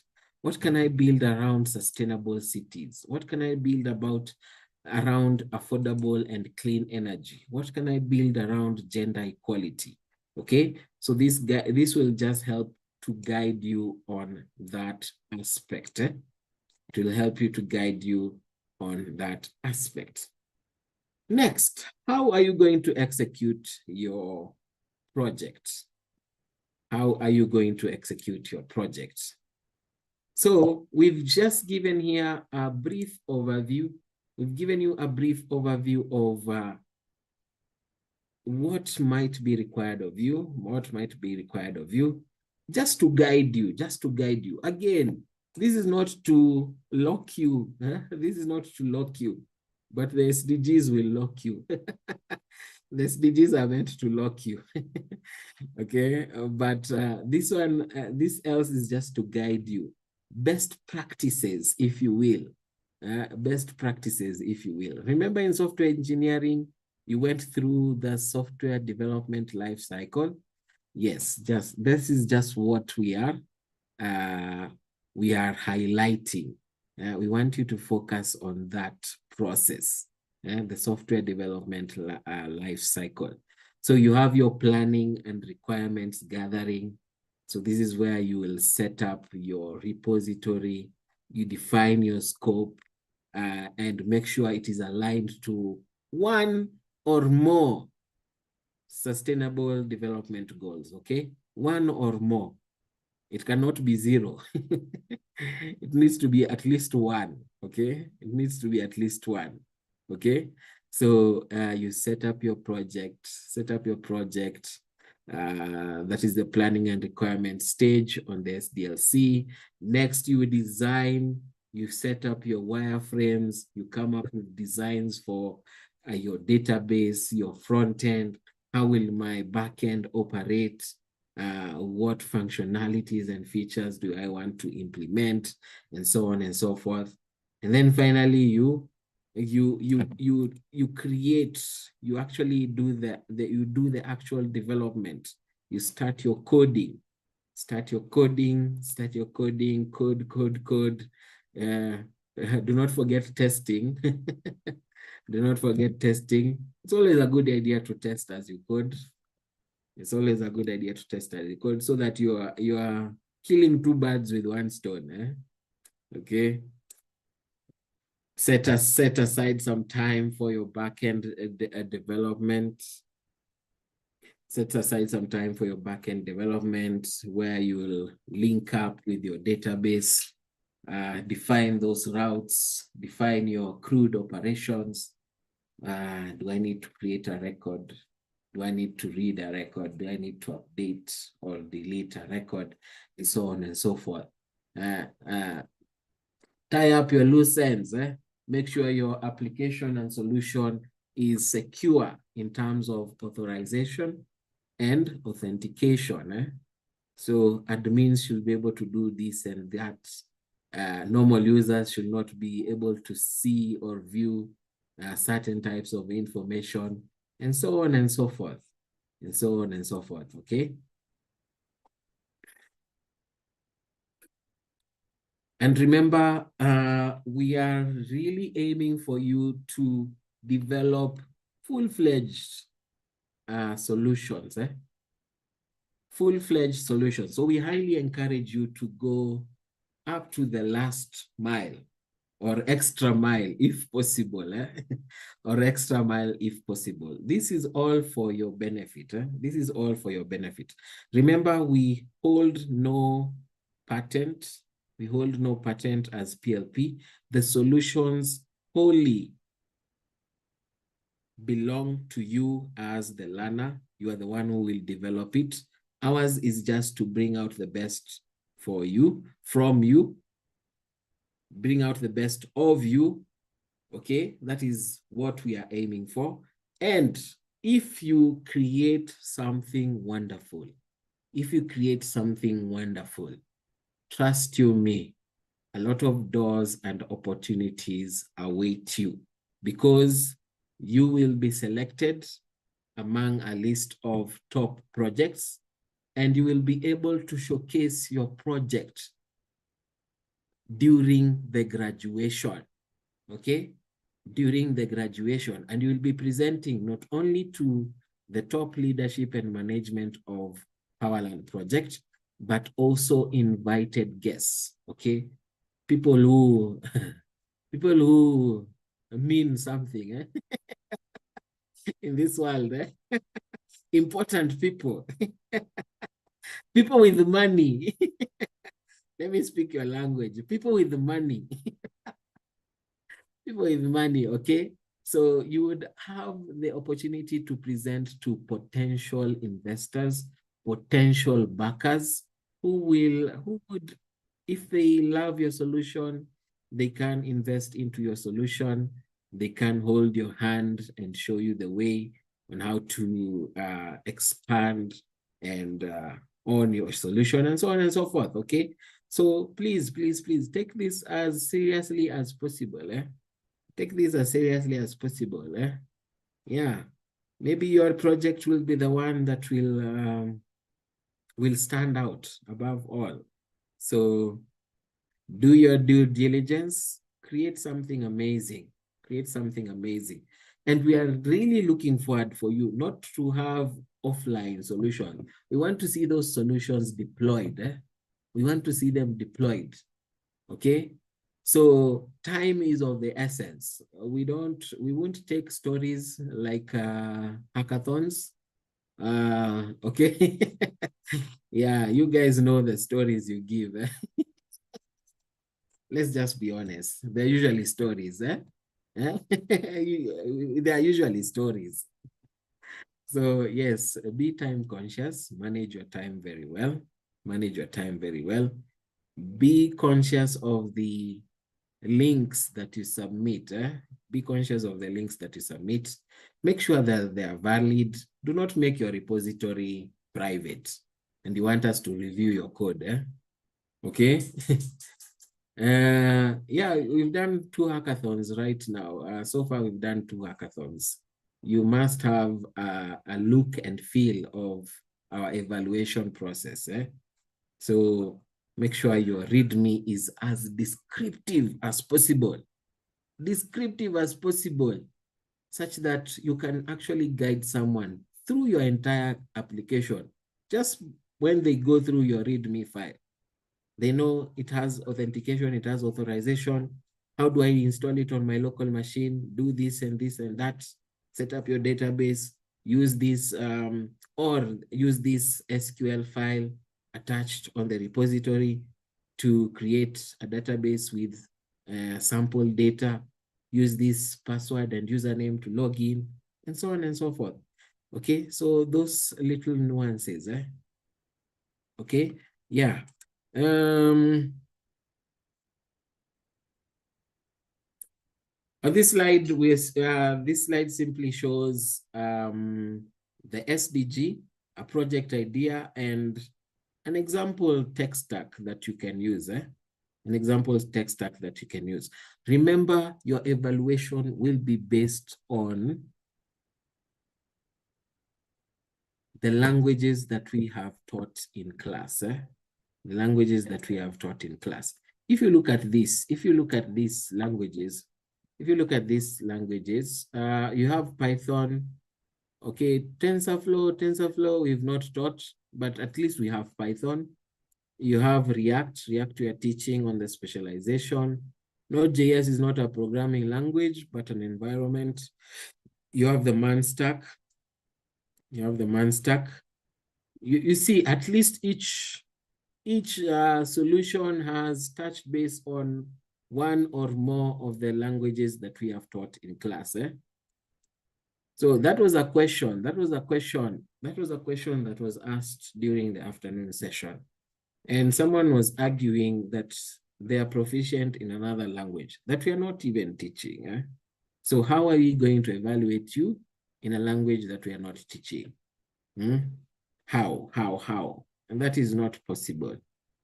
I teach you English and you want me to evaluate you in French. And that is not possible, okay? So please stick to those core languages that we've taught. Core languages that we've taught. Stick to those core languages that we've taught. So I'll share this, I'll definitely share this with you. I think it was shared in the Telegram group. I'm not so sure. And feel free for your tech stacks. Feel free for your tech stacks to use libraries and frameworks. You are now past beginner levels. I'd like to think so. You guys are now past beginner levels. You now understand the basics.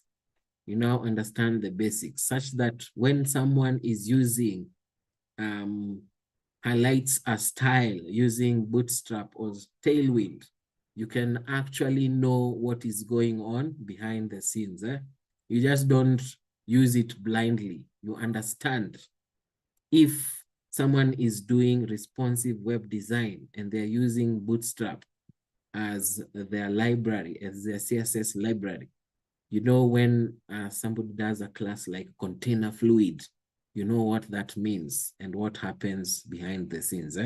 So feel free to utilize and leverage those libraries and frameworks for your final project. That one is completely allowed. So here's your technology selection guide. You have your front-end technologies, HTML5, CSS3, vanilla JavaScript. You have Bootstrap and Tailwind for your design libraries. These ones are libraries. These ones are not frameworks. You have React. React is a framework. Okay, you have React. You have Flutter and Dart. You have Flutter and Dart for mobile. Backend, you have Express.js. You have Python, Django, and Flask are frameworks for Python. You have MongoDB for your database. You can also do MySQL if you want. And Firebase, you have AI technologies, TensorFlow, Keras, okay? Deployment and testing, you have Netlify, you have Vercel, you have Heroku, testing frameworks, Jest, Mocha, all these you'll be taught during your full stack development, testing frameworks. And also, yes, these ones will be taught in your full stack. Postman also, you'll be introduced to that during your full stack development. Yeah, this one is used for testing APIs. You have your payment integrations. You have your payment integrations. You have Stripe, PayPal, okay? So we know and understand you might not get a live account for these payment integrations. We understand that. But with a sandbox application for those payment providers, you can actually simulate an actual payment. You can simulate an actual payment.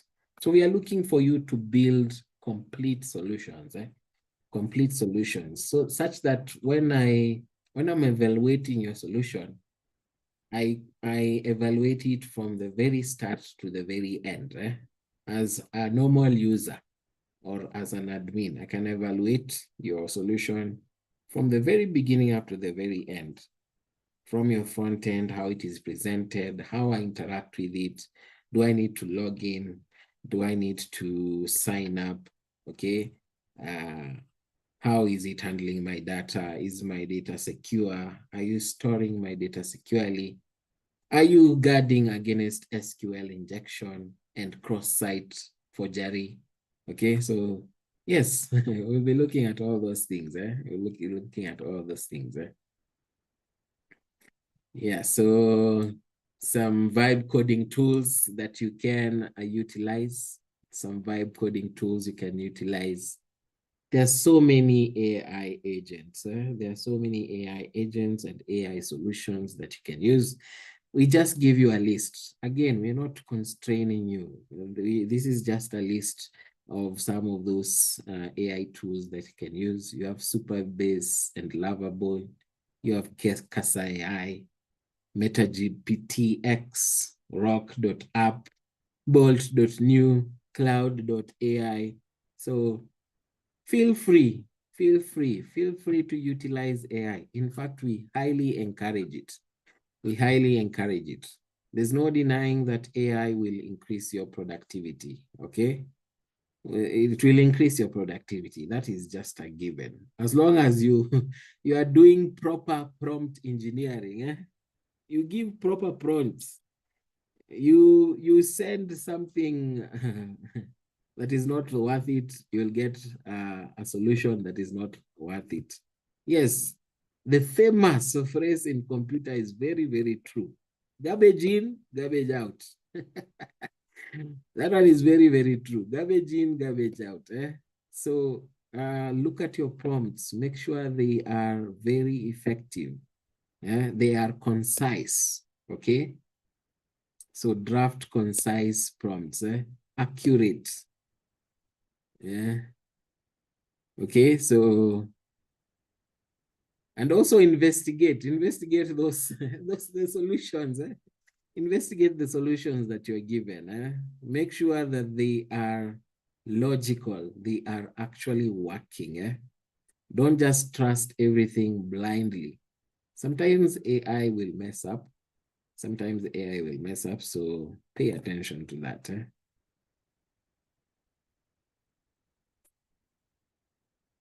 So once again, reiterating on the software development life cycle. And then here you have your payment integration solutions. You can do Flutterwave, you can do Paystack, you can do Paga, you can do M-Pesa for those ones who are in Kenya. Okay, so you have those options. You have those options.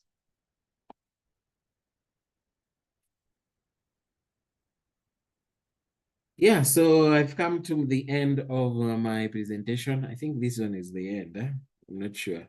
This is the last one. Yeah, that is the last one. That is the last one. So we'll share this. I think it was shared in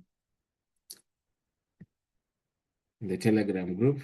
Otherwise, if not, there it is. There is the link on the chat box. Yeah, so I'm going to lower all your hands so that if you have a question, please raise your hand again. If you have a question, right? You can raise your hand again. Yes, Juliet, Luasegun, Alan, Dennis, Brian, and Victor, and Florence. Yeah, hi Eddie, good evening. Yes, Ikwaya. All right. So amazing presentation, and this is something I personally am looking forward to because I think it will be a learning experience for me personally. But I just want to ask, right? So since you didn't state much about whether this would be solely individual or we're allowed to work in groups as well, because I think there is software testing, there is the side of web development to it, there is AI as well, and there's even the mobile app. So everything is coming together and we are only supposed to pick one. So I don't know if we're allowed to work in groups. Yes, thank you for that question. Wonderful question. Yes, you are allowed to work in groups. So some rules surrounding that disclaimer are your group members can only be members of Powerland Project July 2025 cohort. Okay? And another disclaimer, your group cannot have more than 5 people.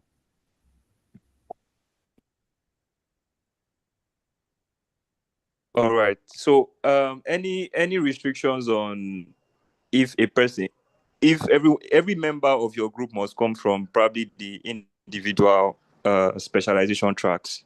Any restrictions in that regard? No restrictions in that regard. Okay. All right. Thank you very much. Yes, Yeah. hello. Next question. Hello. Yes, Alex. Yes, thank you for the presentation. Yeah, my concern is I'm just trying to click this link for presentation slides, and I'm getting error 404. I can't access the slides. Okay. Let me do this. I can edit.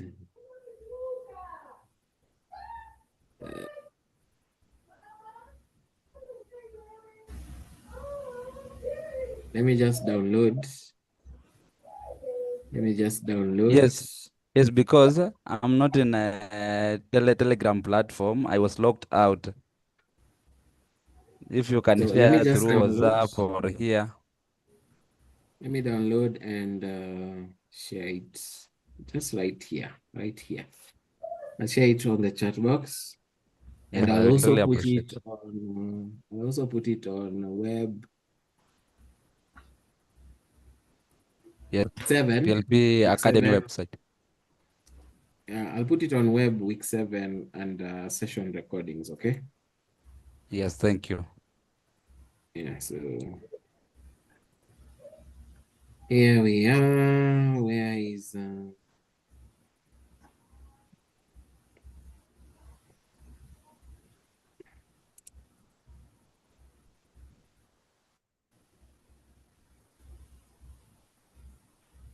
so it's loading on the chat box. You can access it from there. Next question, please.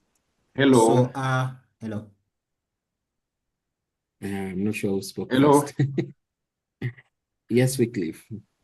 Okay, I have a question regarding the specialization. If one chooses to specialize in one field, are they allowed to access classes for the other fields, or they'll be restricted only the fields they choose to specialize on? Yeah, so you'll only be restricted to what you've chosen, unfortunately. Okay. Yeah, there was an argument around that, but I think it was decided you can only access your own classes.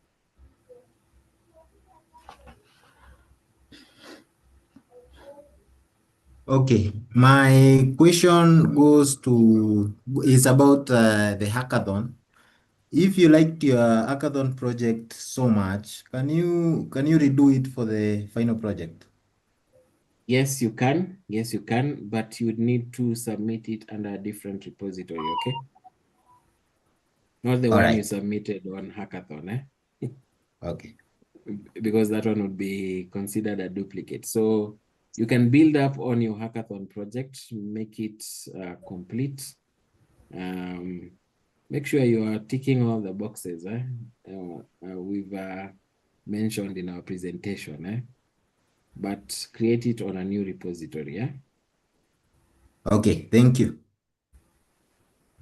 Next My question is about the specialization. I've heard we have mentioned the areas of specialization, Manstack, Flutter. What's in for people who want to specialize with Python maybe? Is there a branch for them? No, unfortunately, there's no branch for them. But for your final project, you can do Python, no problem. You can use Python for your final project, no problem. But for the specialization track, Python is not included.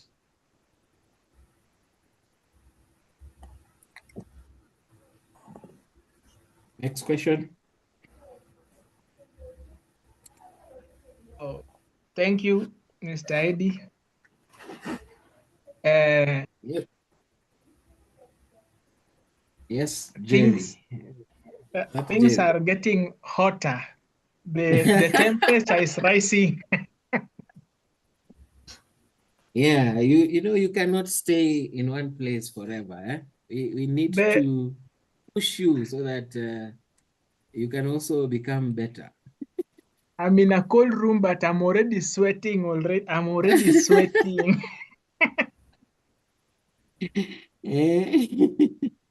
Things are getting hotter. Now, the last hackathon that we did, I almost saw dust because I didn't have anyone to actually collaborate with. I tried to request, but I didn't find anyone ready. So I maneuvered to do my own things in the name of coding. And this one is now giving me jitters. The good thing is if you start early, you have a lot of time. You have a lot of time. And remember, unlike hackathons, you can always reach out to your instructors for guidance and direction and advice. Okay. Okay. Yes. You know, hackathons are usually a challenge, so we really can't help so much there. But for your final project, reach out, disturb us. Okay. Disturb us. We are here to help you. The next thing I wanted to know is when is the deadline of submitting the final project? Like when will we submit it? So this one, deadline, that one will be communicated. It's still too early. It is still too early for that. Okay. Yes. But we have to complete it before we begin the round 2 of the studies, the one for specialization, right? No. Specialization is beginning in, it will begin in 3 weeks. Do you think you can finish your project in 3 weeks? Oh, so meaning we have time to do it. Yes, you definitely have time to do it. Yeah, this course is very hard. Actually, I was telling my grandmother I'm taking software engineering, and she was like, "No, you are dead, my grandson."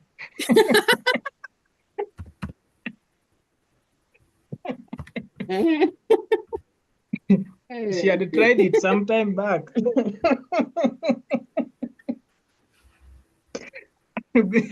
So I'm just appealing to my friends. If you see me post something in a group that we collaborate, kindly. Please, you've had Kindly. Jerry's passionate appeal. Kindly. like databasing me the other side. Again, you come to these other things. Things are not adding up. I even knelt down and prayed and nothing is working. The code is just there stuck. So, Jerry, you need to be patient with yourself. You need to be patient with yourself. Okay. Yeah, don't try and rush these things. Everybody has their own pace of understanding. Okay, so be patient with yourself. Be patient with yourself. I'm sure with time you will get to understand these things. They're not as hard as you might perceive. Okay. I know it is a lot. It is a lot to take in all at once, but if you just give yourself some time, you will definitely hack it. Okay, thank you. I'll try my best. You know, I even stopped bragging that I'm taking software engineering because Hello. Oh, I was putting some post on LinkedIn that I'm taking software engineering and I wanted to pull it down. Hello.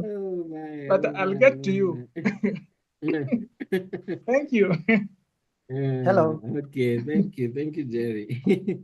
Hello. Yes, Alan. Okay, I have a question concerning the payment integration. Yeah. Are we only limited to what has been displayed, or do we have an option to extend it? You have an option to extend it. So what we're only constraining you on is the SDGs. That one is very, very important. So Okay. your project must be based on at least one or more SDG goals. So for the other things, please. You're free? Go wild. But Okay. again, I don't want you to go wild on programming languages. You haven't been taught Golang, you haven't been taught Rust, you haven't been taught PHP, so But you can do it in JavaScript. JavaScript is fine. Python is fine. Okay. Okay, noted. Okay. So yes, Alan. I'll just proceed first. No, if you have another question, just ask. Hello. I was going to welcome the next person. Let me wait for the next. Okay. Hello, sir. Next question. Hello. Hello, Hello. sir. I'm not sure. Who is this? Voi or Victor? Yes, Voi. Yes, Voi. How are you, Mr. Eddie? I'm fine. How are you? I'm great. I'm great. Hey, Jerry just heated up the place. I'm also sweating where I am now. Hey, it's getting hot. It's really getting hot, eh? Hey. Yeah. Mr. Eddie, I don't know whether my question is relevant on this platform. I'm actually going to ask regarding the certification. I don't know whether I did get it well, that there's going to be certification when we end this first phase before we choose what you call the specialization. And I don't know whether if you continue, you're going to receive 2 certificates, or if you only get certificate for the first phase if you don't continue. I just need a clarity on that. Okay, thank you. That is also a very wonderful question. So in the event that you do not specialize, but we highly encourage you to do so. Yes. In the event that you don't specialize, then this first phase will mark the end of your learning. Okay. And you will be awarded a certificate. You'll be awarded a certificate. But then again, you will also need to do a final project. Okay? Okay. You'll also need to do a final project based on these first phase modules. So you can do it either on web development, you can do it on Python. You can even do a project on database. Create for us something on database. That one you can get ideas from your instructor. I'm not sure what you can create though. So yes, you can end your learning here on this first phase, but you'd also need to give us a final project. Okay. Yes. So, so if you continue, yes. if you continue with the specialization phase and finish that and also do another and finish that and do a project for the specialization phase, then you will only be awarded 1 certificate, okay? But it will mention every track or every module that you actually completed. Okay. So if you do not finish web development on this first phase and you finish a specialization, we will not put that as part of your learning because you did not finish. You did not finish, yes. Yes, so I hope that is understood. No, it's clear. I just wanted to, to be clear on that one, even though I'm planning to finish until the last phase. Good stuff. The second question, yes, on an AI software engineer, am I right if I'm saying it's AI engineer?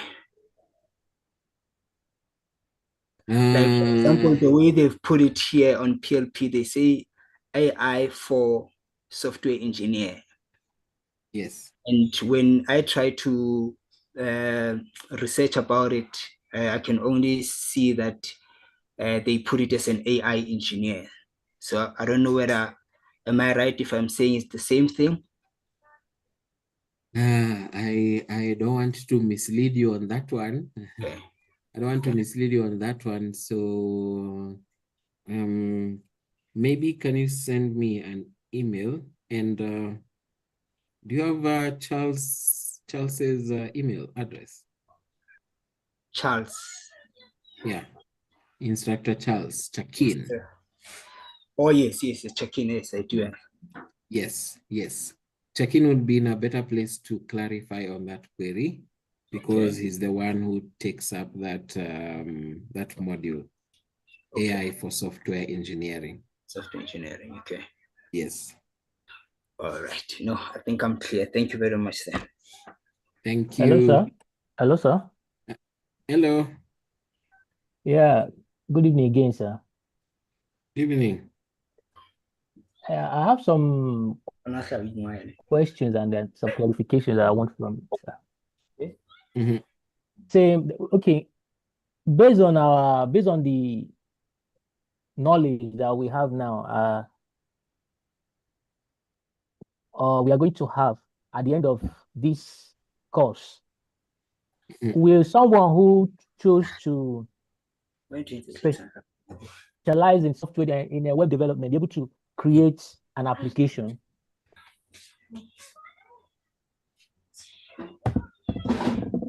Yes, you'd be able to create an application, a web application. Okay, because the reason I'm asking is because my solution, my project, what I want to go on, it has to do with, I will have a website and also an application. So will I be needing to collaborate with someone? Or what if I did not see someone that can build application? How will I be able to go about that? You need to build it on your own. You need to build it on your own. If you are not able to find someone to collaborate with, Hello. then you'll have no choice. You have to build on your own. So the thing is that at the end of the course, I will be able to build the application if I want to. Is that what you're trying to say, sir? Yes, you'll definitely be able to do so. Okay. Yeah. Okay, that will be it, sir. Thank you very much. Thank you. Hello. Yes. How are you? I'm fine, Gabriel. Thank you for the presentation, and it is very good. Now, I just have some few questions to put across. One. Yes, please. In the LMS, I registered for Python. I have done and completed 67%. I registered for database design. I am at 13%, startup 50%, software engineering essential 100% completed, web development V2 0%, Safari, AI Safari Camp still 0%, then blockchain. Now, I don't know whether I'm in the right path. Did I register for so many courses, or is just okay? I just can go through the LMS, do the test, and post my projects in the GitHub as I've done before? No, you have not registered for so many. So Yes. for this first phase, you are actually meant to go through all the modules. So that is web development, software engineering, database, Python, and entrepreneurship. So for AI Safari, that one is optional. AI Safari is optional. And so is the blockchain. That one is optional. Yeah. Those ones are optional, but seems you have chosen also to go through them. No problem. Yes. Okay, thank you. Good evening, Mr. Eddie. Yes. Good evening, Mr. Eddie. Good evening. Thank you for the presentation. I had two questions. Yes, please. My first question is, as a software development yourself, how did you navigate through this phase from being a beginner to a point where you could now code even without help of AI? My second question is, in quality assurance, software testing, and full stack development, if you are doing software testing, are you going to cover the same things that somebody is covering in full stack development? Because you cannot test what you don't know how to develop. Yeah, true that. Okay, so I want to be very honest. I'm not really privy to the other tracks, that is AI for software engineering and software testing, what it actually entails. But you have spoken something very true. You cannot test what you cannot build. Yes, so you need to have some development background before you can actually test those applications. So that one is true. So I will direct you to Gerald, Instructor Gerald. I don't know if you've been introduced to Instructor Gerald. Yeah. Yeah, his email address is gerald@powerlandprojectafrica.org. He's the one that takes up software testing, the module. So he'll be better placed to explain what it entails. Okay? Okay. Yes. For your other question, how did I get to where I am? Takes a lot Yeah. of practice. It takes a lot of sacrifice. Yeah, but practice. It really takes a lot of practice to get to this level of skill and experience. You need to challenge yourself as much as possible, Okay. There are so many applications that you can build to challenge your skills. But what I found the most challenging was, how do you build something that interacts with a database and can host several users? That one will really, really challenge you. And also, how do you build this system we call a multi-tenant system, where you have several organizations or several businesses accessing your application, and within it, they have their own ecosystems. Okay, they have their own segregated customers, they have their own segregated employees, their own segregated departments, and so on and so forth. So such systems will really challenge you and open your mind onto system design, system infrastructure, performance. Okay, so just challenging yourselves on building different types of system. That will really boost up your morale. It will really boost up your skill level. Okay, and make you become an experienced developer. Yeah, thank you. But sometimes you can be going through even the notes or even practicing on yourself. But you try to do the code, but it is not working. You reach at a point, you say, let me take a break. Then you just leave it like that, because you have spent maybe 3 or 4 hours trying to figure out how this is going to work, trying to see what works, what's not, but you cannot be able to reach to a solution. So you find it very difficult it becomes even a demotivating factor. I know. But one thing is clear. If you really want this, trust you me, you'll put in the time and the effort. So don't be discouraged when something is not working. We've been there. Even now as I am, I still face challenges. Something will not work as I intend it to work. It will give me errors, but you do not give up. You have the internet. The internet is free. There are so many solutions on the internet. You can Google a problem. You can Google a problem, if not using AI. You can Google a problem and you will find someone somewhere had a solution to what you're trying to achieve. So don't give up. I know sometimes it can be frustrating. Yeah, you're saying hours. A few hours. I've gone days, even a week, not having solved a problem. So yeah, it happens. It happens to all of us. So you can't give up. I keep on saying that in class. As a developer, you really can't give up. Whatever was that? Yeah, thank you for that. And my last My last is about the modules that you have been covering. When you start specialization, will you still be able to access the previous modules?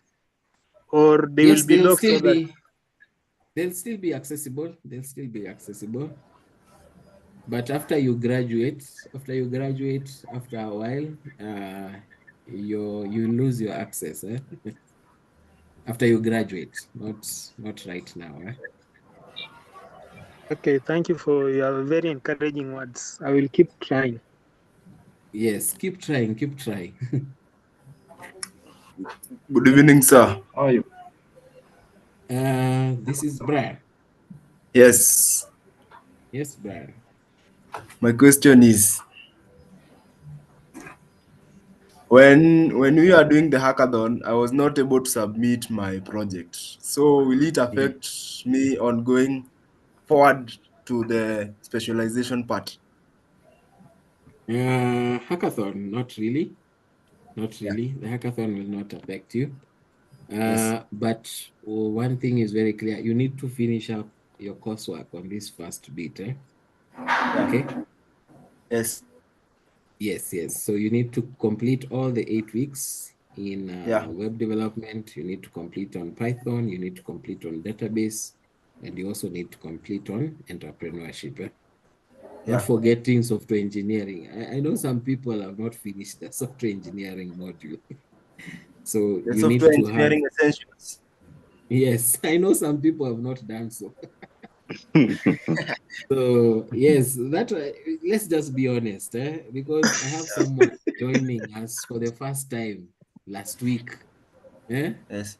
For the Yeah. first time last week, they're just joining us for the first time. So I know there are some people. So if you want to proceed to specialization, please make Yes. sure these other modules, you have completed them. Okay? Okay. Yeah. Yeah. And another question. Yes, please. So I was given a desk key, and the desk key does not even attend any class. It's like when I asked her for the reason why she don't attend classes, she told me that she will catch up with us, but no collaboration she's helping me with. She's not even attending the classes. I was requesting another desk key in order, things are getting tough. Yes. So we need someone to help you. Okay. Yeah, so I was just suggesting another desk key to be put on hand for me. Okay. I get you. I get you. Yes. So I Yes. think also when you move to your specialization, there'll be another review on deskies. Yes. Yeah, because you don't want a deskie who is on database and you are doing full stack, eh? Not a Yeah. database.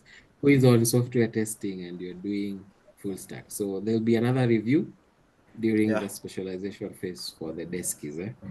But if you Okay. need one, just please Yes. send an email. Send an email to myself and Yeah. Academy. Yeah. So just explain why you need another deskie, and that will be attended to. Eh? Okay. Okay, Thank sir. you. Thank you. How are you? I'm fine. How are you, sir? Okay, I'm so I'm fine. I'm Levis. fine.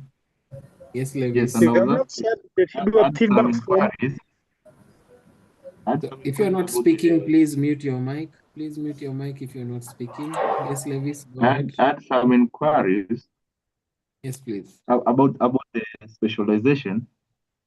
Yes. So will there be a course outline for each field of specialization? Because as I understand right now, there are people who don't know they will specialize in. They are totally in darkness. They don't know what they will take. Yes, So will there there is be a yes, a course outline? definitely there will be a course outline. So during the info session, each and every instructor for the specialization tracks will have time to explain what you'll be going through, so you can make an informed decision. Eh? Yes. Yeah. Yeah, that will be wonderful. Yes. So pay Okay. attention to our channels, our socials in regards to the info session for the specialization. Make sure you don't miss it. Eh? Okay, so okay. that you are informed. Inshallah. Yeah. Okay. Okay. I'm also thankful for the session. Actually, it's been very educative. Yes, and we are Thank you. really learning a lot. Thank you. Thank you. Thank you so much. Next question, please. Good evening, sir. Good evening. Okay, I have one question on the elective. Are we allowed to change the specialization? Let's say I've chosen full stack and maybe I discover it's difficult. Will I be allowed to change to another one? And if yes, by when are you supposed maybe to make the changes? That's a tough one. That's a tough one. I don't want to commit to that one. So allow me to seek advice for that one. I don't want Thank to you. mislead you. Okay. Okay, thank you. No, thank you. Thank you. Yeah, so maybe you can just shoot me an email so that I don't forget. Okay, we'll do. We'll do. Thank you. sir. Thank you. Next question. Hello, sir. Hello. Hello, sir. Excuse, you have not shared the feedback form. Hello, sir. Yes, my Hello. name is Elijah. Yes, Elijah. There is a question I wanted to ask about when you are doing the specialization courses. Mhm. Will they come with you specialize with AI or the other thing? Mostly the AI. I wanted to know about that. I'm not sure I'm getting your question. I'm saying about the specialization. Is there a way that are there those specialization that if somebody like me want to choose the AI, to specialize with AI, is it allowed? Yes, you can choose any specialization track you want. Okay. Yes, you can choose any. We are not forcing you to do anything that you don't want. So that the choice remains yours. If you want to do AI, well and good. If you want to do full stack, well and good. If you want to do mobile apps, well and good. All right. Thank you, sir. Hello, sir. Yes. Good evening. Good evening. For me, I have a kind of funny question.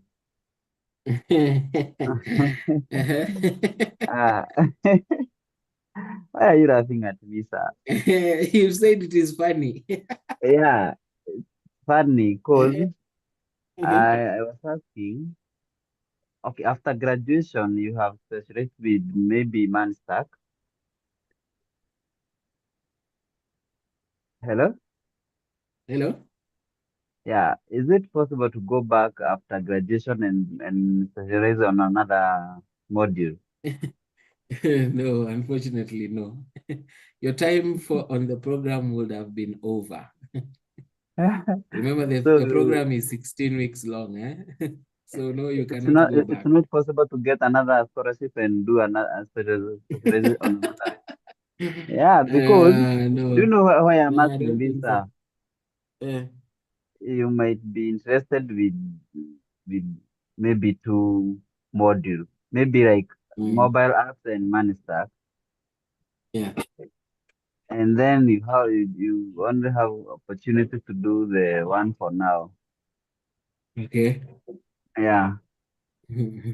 Yeah, I completely get you. Now, so previously we had the option of choosing one or more previously, but what we realized is some people are getting overwhelmed. Most people are getting overwhelmed with the two modules.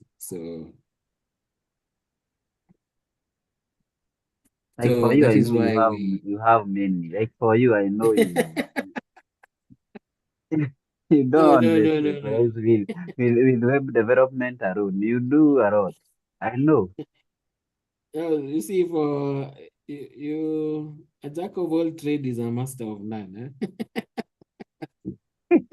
Eh? Jack of all trades is a master of none. So yes, I can do several. I'm not denying, but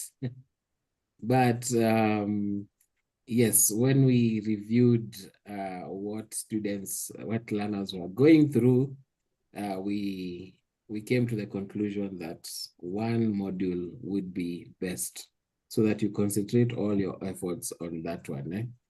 So coming back, I don't know. I don't know if that will be possible. Eh? Honestly, I do not know if that will be possible. If you can re-enroll on the If I next get that cohort. link, if I get that link, I will enroll again and see whether it be used. You just laugh at Okay, me, okay. but Yeah, but I because totally now, understand where you're coming from. Eh? I totally yeah, understand where you're coming from. because now So I'm interested with Manistack and mobile app. But now you see, I will first do Manistack. Yeah. And then I just try another chance. Maybe I that is. Okay, I wish you all the best. Thank you. Okay. Any other question? And today people are not complaining, eh? Hello, sir. 20 minutes. Hello. We are 1 hour past. Yes. Yes, Eugene. My question is on the final project.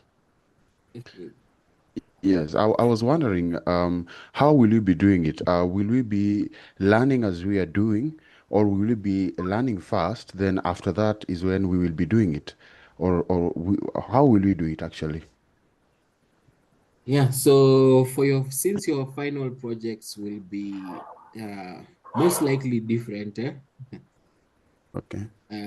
Yes, your final projects will not be the same. So they will be very, very different from each other. So you'll be learning concepts. You'll be learning concepts across those specialization modules. And then you can apply those concepts to your projects. Okay, so we'll be doing as we are learning. We'll be learning by doing, in short. Yes. Okay, okay. Hello, sir. Hello. I had a question on the final project concerning Yes, the please. front-end technologies. Yeah. So far, we have just learned HTML, CSS, and JavaScript. Yeah. As the only user interface that we can use, right? Can that suffice for the final project? Because I don't Yes. see myself Yes. specializing in Manstack or mobile development. Yes, yes, yes. So you're not going for specialization? No, I'll do AI. So I don't know like Oh, what I will use for the okay. user interface. Yeah.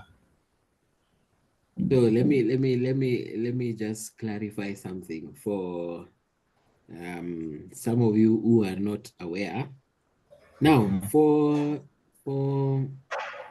these libraries that are very, very popular and frameworks, Bootstrap, React, Vue.js, Angular. Yes, all those frameworks and libraries. Do you know they are based off of basic HTML, JavaScript, and CSS? Huh? Did you know that? Because Bootstrap is basically CSS. Tailwind is CSS. React is JS and HTML and CSS. Huh? So there's nothing new with those frameworks and libraries. They're just using plain old HTML, plain old CSS, plain old JavaScript. They've just made it in such a way that they're making it easier. They're making it easier to leverage on those technologies. Okay, so if you stop here right now and proceed with AI for software engineering, yes, you can build an interface purely from HTML, CSS, and JS. In fact, I have seen interfaces that look very, very good without libraries and frameworks. Okay. Button So it is challenges. very, very possible. Okay, thank you. Yes. Any other question? I see we still have a Trevor. Trevor, is your hand is raised. Do you have a question? So I have a question. The point. I've seen that the modules are almost over. Some of us have points lower than 20s, and we had Yeah, so the point system in converted. our They can be converted to money. oh my lord, converted to money. And Okay, that's a see good something of that. one.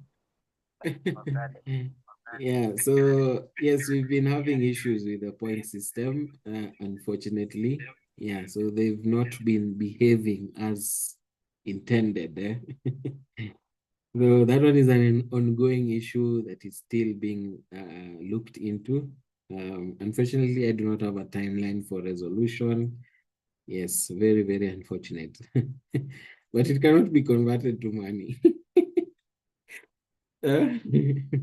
Oh, Huh? 6 million points. Well, 6 million points. So I wondered. Yeah, there's definitely an issue. They should not grow to that extent. They should not grow to that extent. So yeah, that is being looked into. Okay, thank you. Okay. Yeah, so there being no other questions, I kindly ask to end the session there. Thank you so much, everyone, for your time, for your patience. Just the last question. Yes. What is the duration for the second round of study? Like in 8 what weeks. period of 8 weeks. again 8 weeks. weeks? Yes, So again that's 8 weeks. basically 2 months, okay? Yes. Of sweating and seeing hard time. Thank you.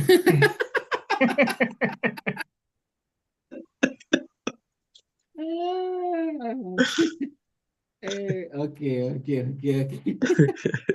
Hey, this has been one interesting session. So, ladies and gentlemen, allow me to end it there. I wish you a very, very good night. Let's meet next week where I will teach you how to deploy your projects, both on free versions, free hosting versions, and also paid versions. So yes, that will be our final lesson, deployment and hosting. So thank you so much. As always, it has been a pleasure. You guys have been wonderful. Thank you for the amazing questions.